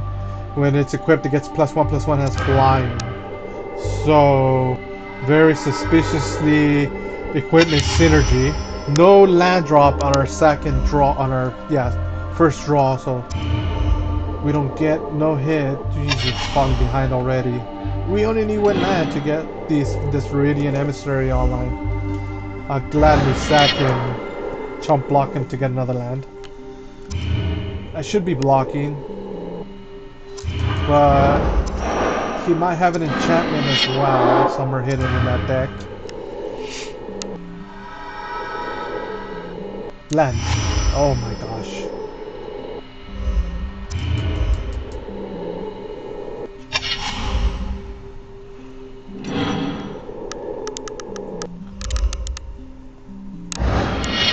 Sometimes you're just dealt a bad hand.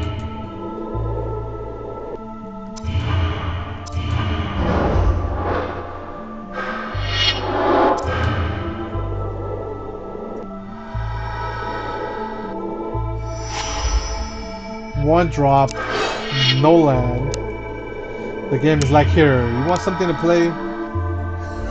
Stop complaining. Here to play Magic. Okay. Enough said. There's his equipment for 2. Equip for 2. +1 and has flying.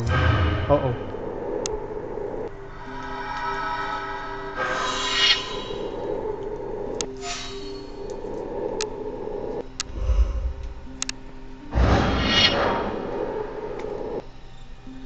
Full swingy, not have a bunch of weenies.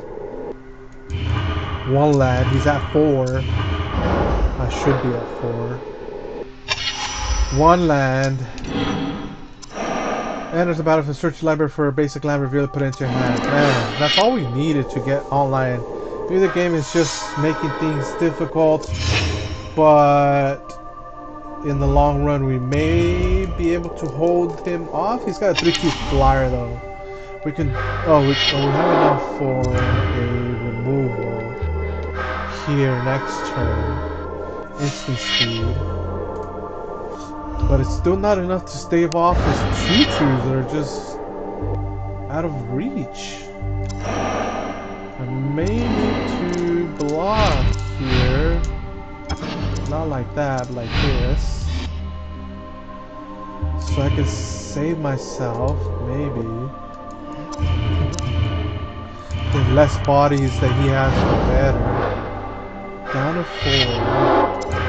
Yeah, I think he's got this. Just not enough lands. Now the game wants to be like here. This is gonna do that. It's still gonna be not enough. He has this. Let's restart the game. This match was just not there. No lands. I like that artwork of Soren and Nissa. Looks like they're holding hands. You should be holding her hand. Couple 1-drops. 4-drop and the token maker. We'll stay onto this.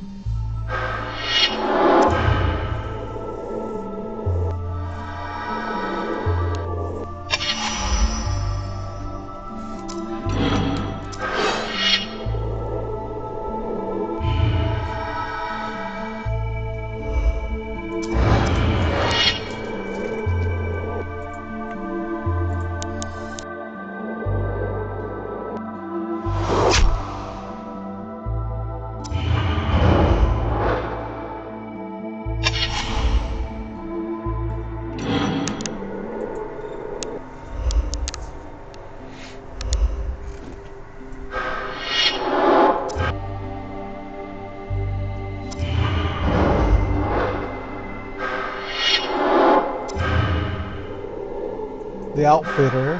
He doesn't have any other equipment, so we just put the types on. Okay, they're just bouncing equipment from creature to creature. He's like, hey, I like that shirt. No, you give it here. Wild Heart Invoker. Make him a 5/5. Swing with both these. Try to bait that 3/2 and a 2/2.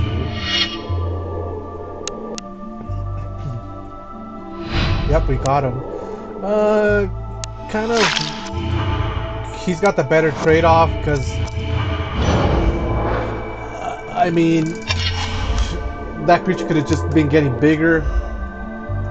But I feel like the earlier we can keep his board away from bodies, the better. So we don't have anything for him to attach creatures to those equipments. And then I'm gonna make a bunch of. Oh yeah, there we go. See, I can make a bunch of 1/1s. And the next turn, Might of the Masses, but I don't have anything with Trample. So, and then right now he's gonna be able to block the 4/3. Let's try to bait out the 4/3. 3/2, I mean. With the Might of the Masses. Okay, he did get it, and he blocked the 2/1 for me to get a land.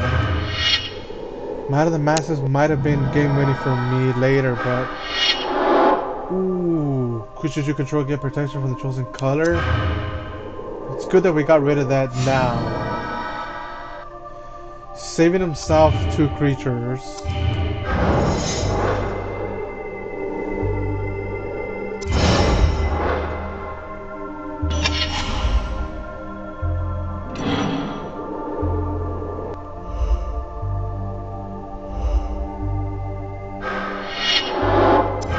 Sarah Angel, 4/4 flyer vigilance.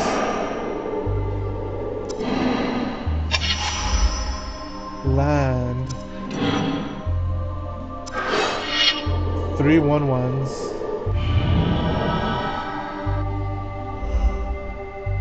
No attacks. Oh my gosh.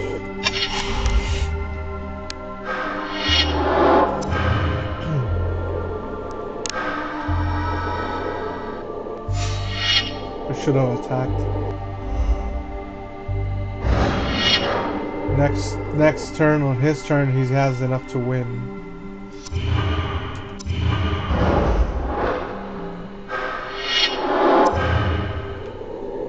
One double strike. Well, as long as it's equipped, double strike. Removal. 2 1s. I can full swing. That's full swing. And then he can deal. Oh, that's gonna deal. No, that's not good. Wait. I don't have enough. Oh no, I messed up. I could have just killed that creature and saved myself a turn. I thought I had enough to do both. We lost that match. Oh my gosh.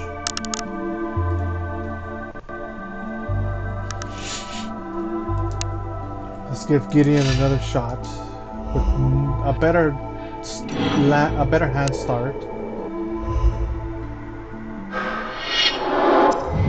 Oops.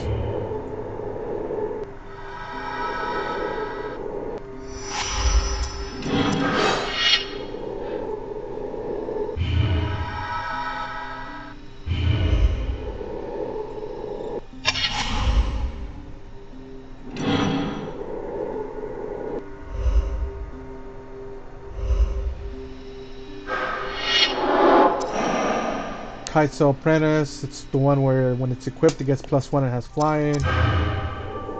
That's cool. So they give him a boots, gives him automatically fly and haste. Good combo. Let's go the Emissary.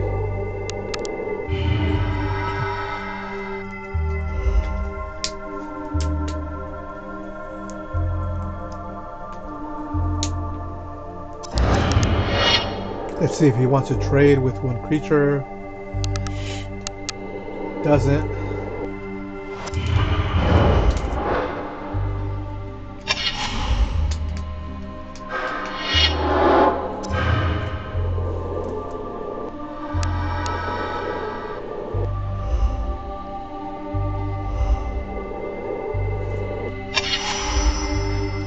We have enough to play 4 lands.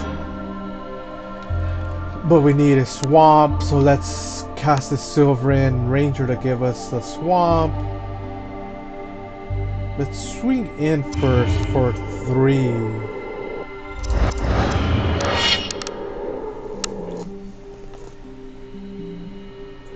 He takes 3.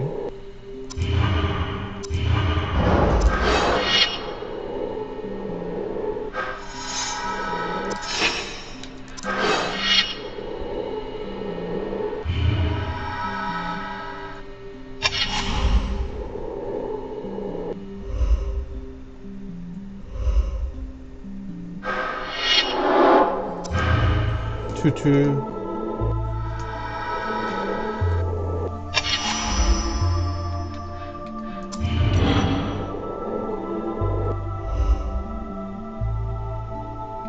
2/2. Huh? So you can block my 1/1s and 1/2s.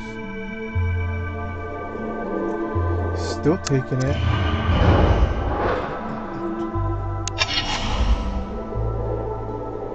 stuck at 2 mana. Happens to computer as well. 1/1 when equipped, double strike. Okay. We're drawing all the lands. Enough to cast Essence Drain. Sorcery speed, deals 3 damage to target creature or player, gain 3 life. I need to get rid of that 2/2. Maybe I should have done that this turn. Then I would have forced him to block with those 2/1s and 1/1s before he puts equipment on the field. So we're gonna have to keep it for 1 turn. Or we might be able to cast this instant speed on his turn. Still no lands.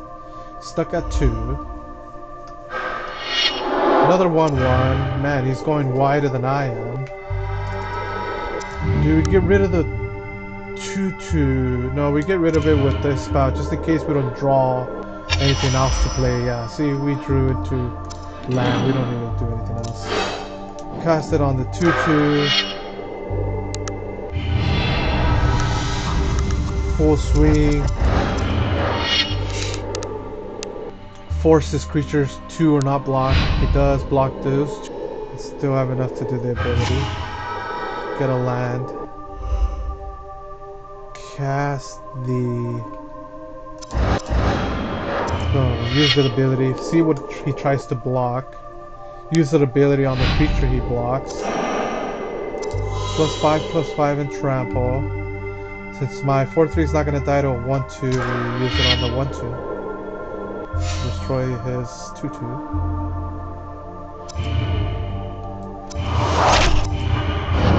This game should be ours. He's stuck at 2 lands. Got his third, a little too late. It's not happening to me. Taps my 1/1. Okay.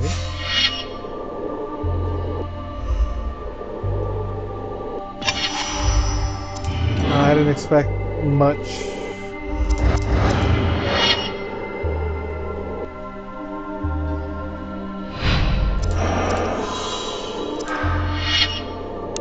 Game. Man, that's hard fought.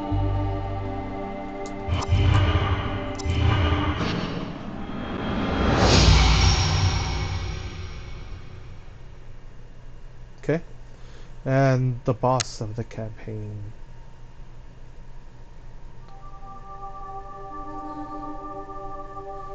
Special gathering of planeswalkers. Find out more at wizards.com. Join Gideon. I wonder if that website's still up. Cool looking artwork there of him over what looks like an Eldrazi. Cool looking artwork of an angel. Our elf deck, we got an Azuri, Renegade Leader. 3-drop 2/2. Couple abilities. The first one is pay a green, you can regenerate another target elf, or pay 5. Elf creatures you control get +3/+3 and gain trample until the end of turn. Let's go up against Karn. Let's use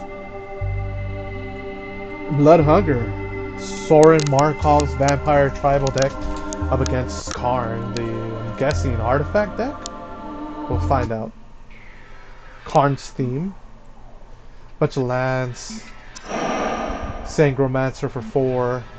Urge to Feed for 2. We'll stay with this just to be safe with the land count.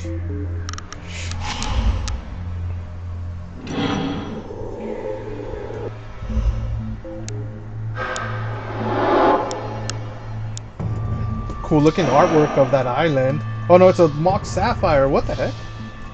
Wait a second. Wait a second.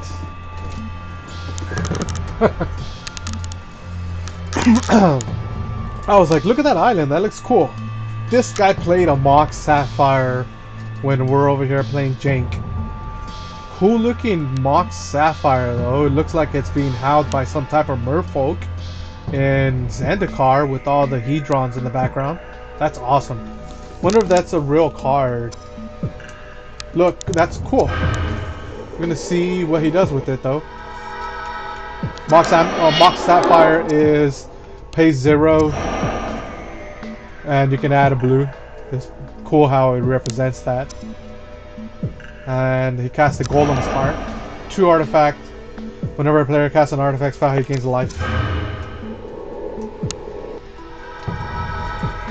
Crazy, it's just turn 1. Whoa, whoa, whoa. It's just turn 1, Karn. He casts his second Mox Sapphire.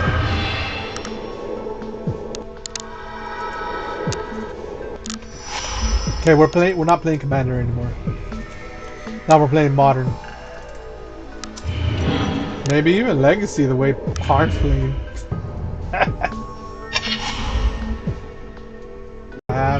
Has Bloodthirst and he keeps that Icy Manipulator doing that effect. So at least he has 2 creatures to tap.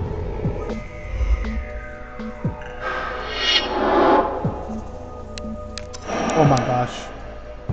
Wormcoil Engine. 6/6 Death Touch Lifelink. When it dies, create a 3/3 with a Death Touch and a 3/3 with Lifelink. Crazy.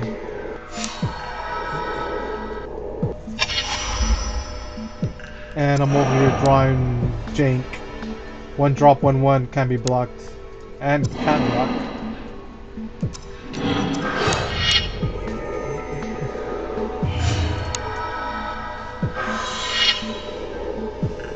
Blocks. Yeah, it taps. Good thing is that Wormcoil doesn't have trample, so I can block a turn. He's getting so much life.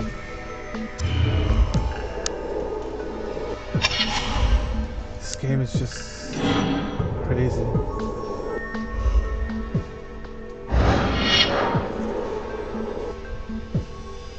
I'm gonna take the first 6.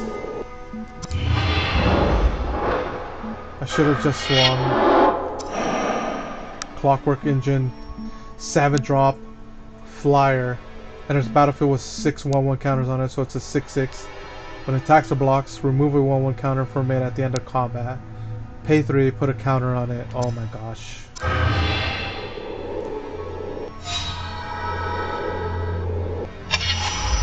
And I'm over here drawing Jank.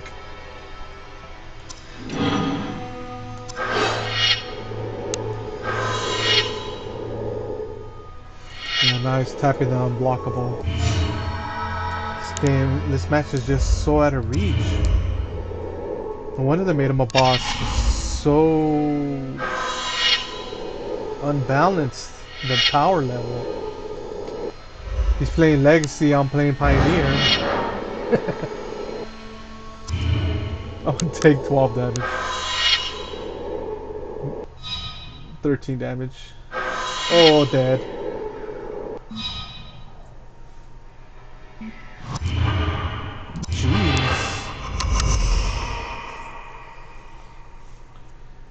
I don't know if we can do it. We probably could, but we just need a better hand than what we had. We weren't drawing much. We need some removal. That'll help. We don't probably run any artifact removal. We'll have to do with creature removal. Cool looking Gideon and Chandra artwork. No lands. 2 lands.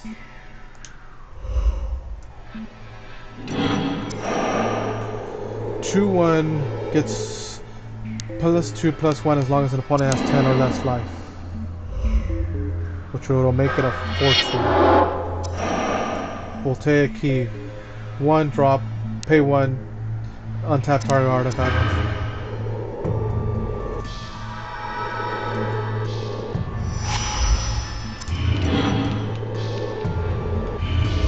Got a 2 drop, couple 2 drops, 3 drop, 4 drop, 2 drop removal, target removal, deals 2 damage to target creature, and I gain 2 life. Second, we'll take a key. Better than Mox Sapphire. Let's get the Ruthless Cold Blade online. 2/1 on the ground.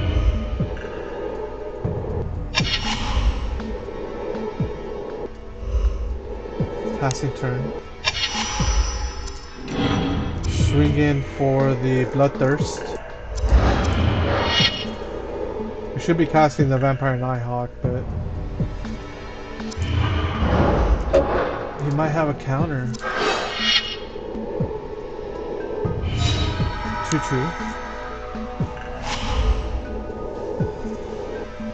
Oh, he's missing his land drops. I think we have him here. That might be the only way we can beat him.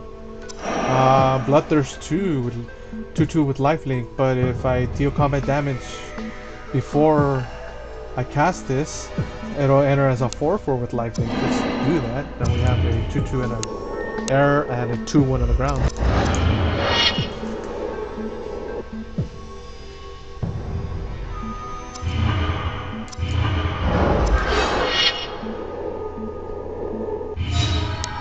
For lifelink.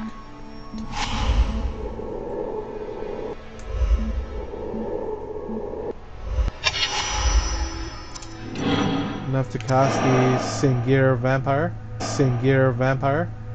5-drop 4/4 whenever a creature.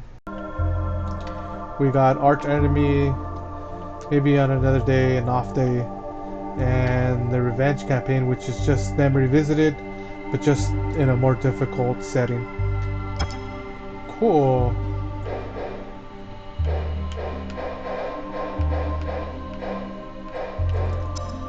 What are the extras? Redeem a code.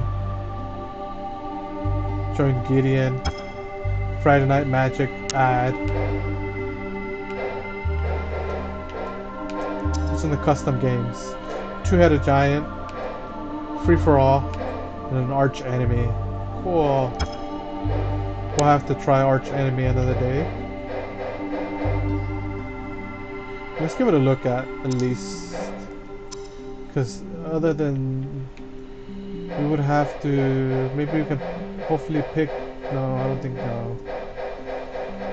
Yeah, so it's just a basic... oh, but you know what we do want to see is... let's see if we can... what I wanted to see is we could change the Arch Enemy to Nicol Bolas. Even though that we haven't faced him. No. Let's put Kiora. She's got the big baddies up against Tezzeret. Wanted to make her join the forces. Chandra and Garuki.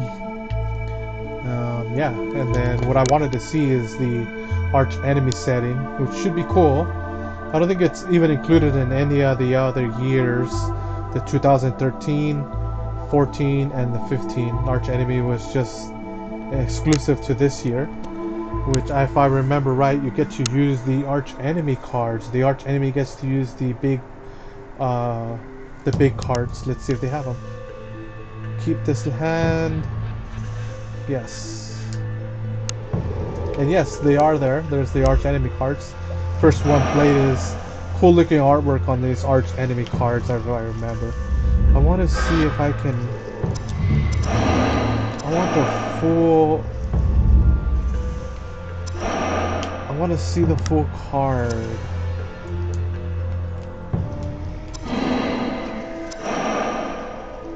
Zoom out.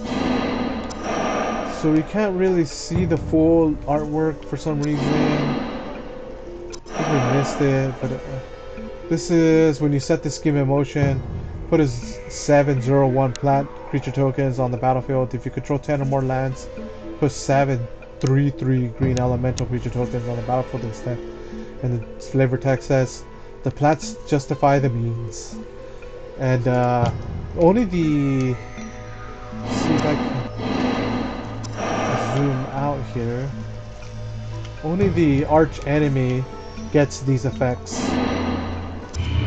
So let's see.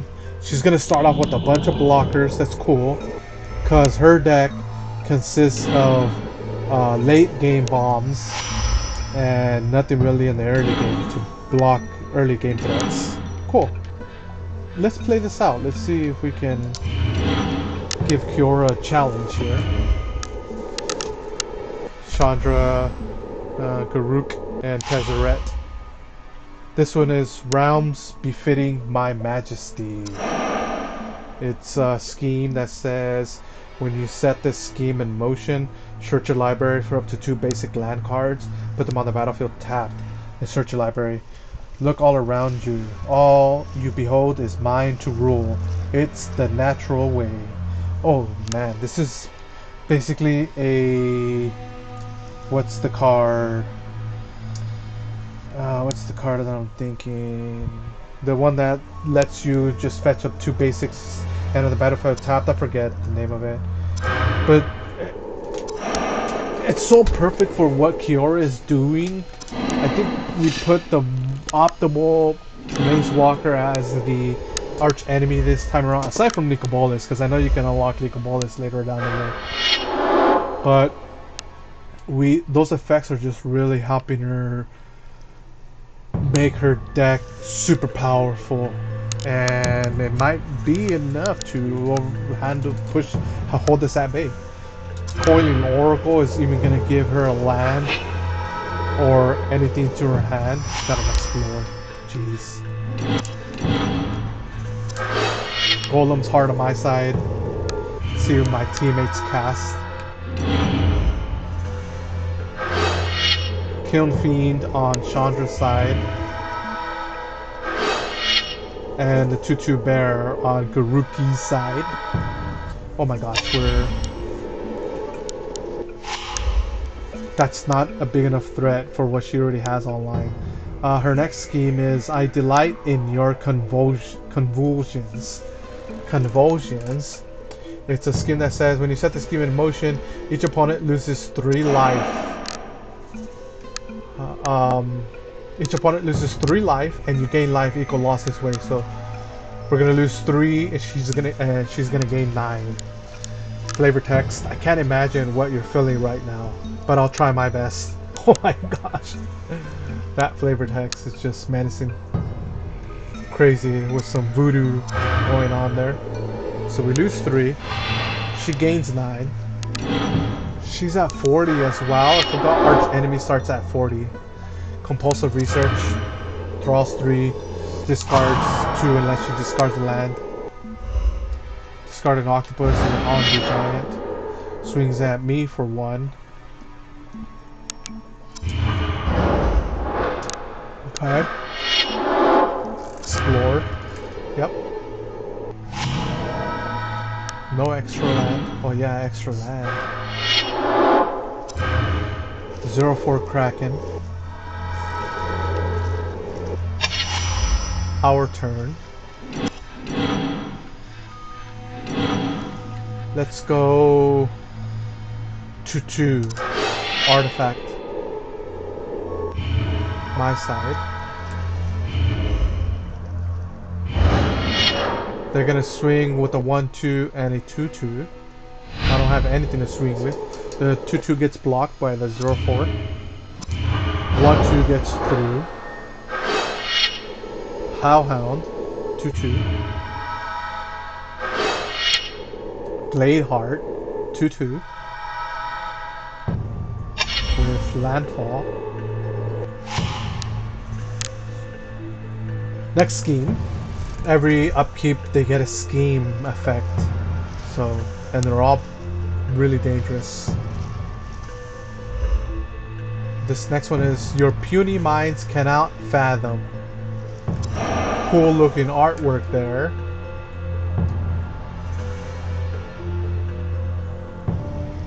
Kind of foretelling somebody's destiny. It's a scheme that says when you put it into motion, draw 4 cards. She has no maximum hand size until the end of turn. And the flavor text says, I have seen far beyond this imperfect world into a tomorrow that doesn't include you. Wow.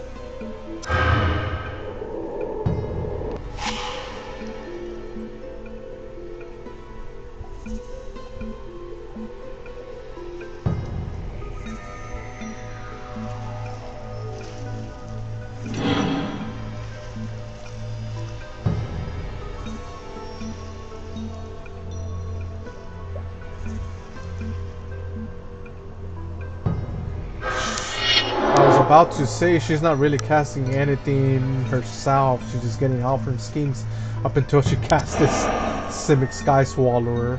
7 drops 6/6 flying trample shroud. Wow. So once it hits the battlefield, we pretty much can't deal with it unless we put a creature that can match its power. Wow. And she still has 7 cards in hand. I missed my 4th land drop. That's not good. That is not good at all.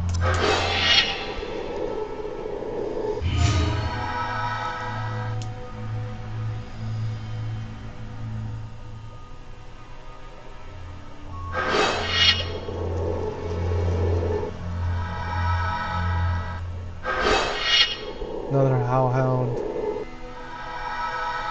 What I see in my teammates' hands is just not enough to deal with what she already has online. I wish this 2/2 had protection from all colors. What I needed to do was counter that Leviathan. Really menacing looking dragon. And then it looks like it's got a bunch of creatures under its spell. So when you set the steam in motion, gain control of all non-land permanents your opponents control until the end of turn. Oh my gosh.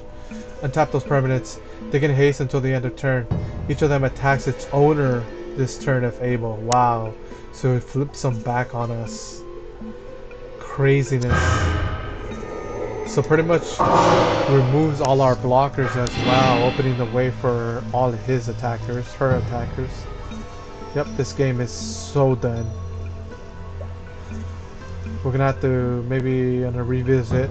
I'm gonna have to find a way how to deal with these arch enemies.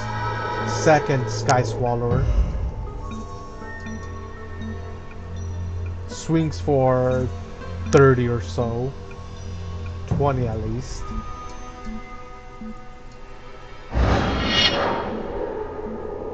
Jeez.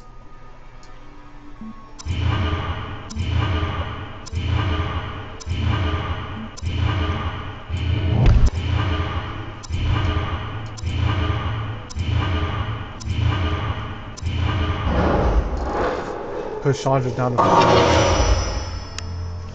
Still missed my 4th land drop. It's only fitting that I don't get to play. Jeez. It's all the bad luck I've been having this round of games. They cast a Garruk's Pack Leader. It's just not enough. I just want to see what the next scheme is going to be like. Cobble, Flame Dancer, Flame Tongue. I can swing in at least for 2. Get him for 2. Has protection from all colors.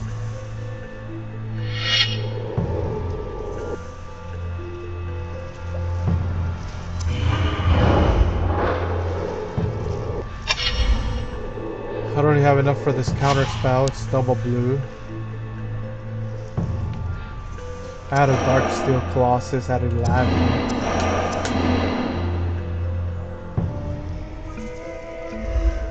Next scheme, Roots of All Evil. Cool looking artwork again. Looks like some type of plant-like creatures. It says when you set the scheme in motion, put a 5/1/1 green sapling creature token on the battlefield. It's flavor text. I assure you, these are not the kind that thrive on sunlight or water.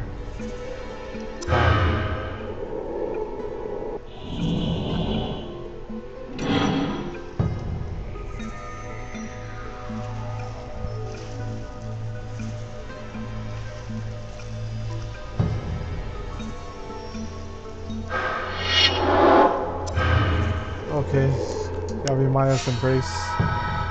I think that's it. I think we're just gonna concede. We don't need to see all that carnage. Alrighty. GG's everybody. Let me play the animation again for anybody that missed out on it the first time around. and then we'll call it a night. And I'm And about to we'll die. close this chapter of Magic I was 2012. born on a world long since destroyed. Some say I played a hand in its destruction. Less charitable voices say I was the sole cause of its demise. I cared little at the time, as I was blinded by my own self-righteous fury. But then a reckoning came upon me.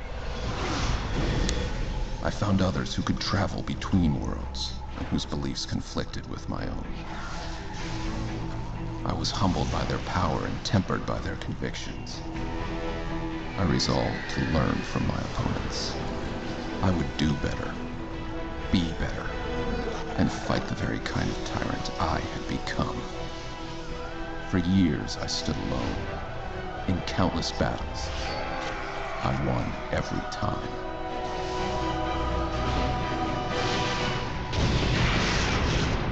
Until now.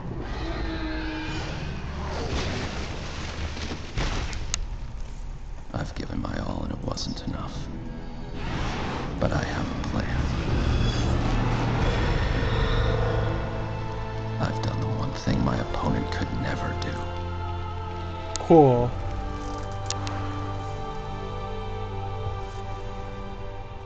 I've made allies out of enemies.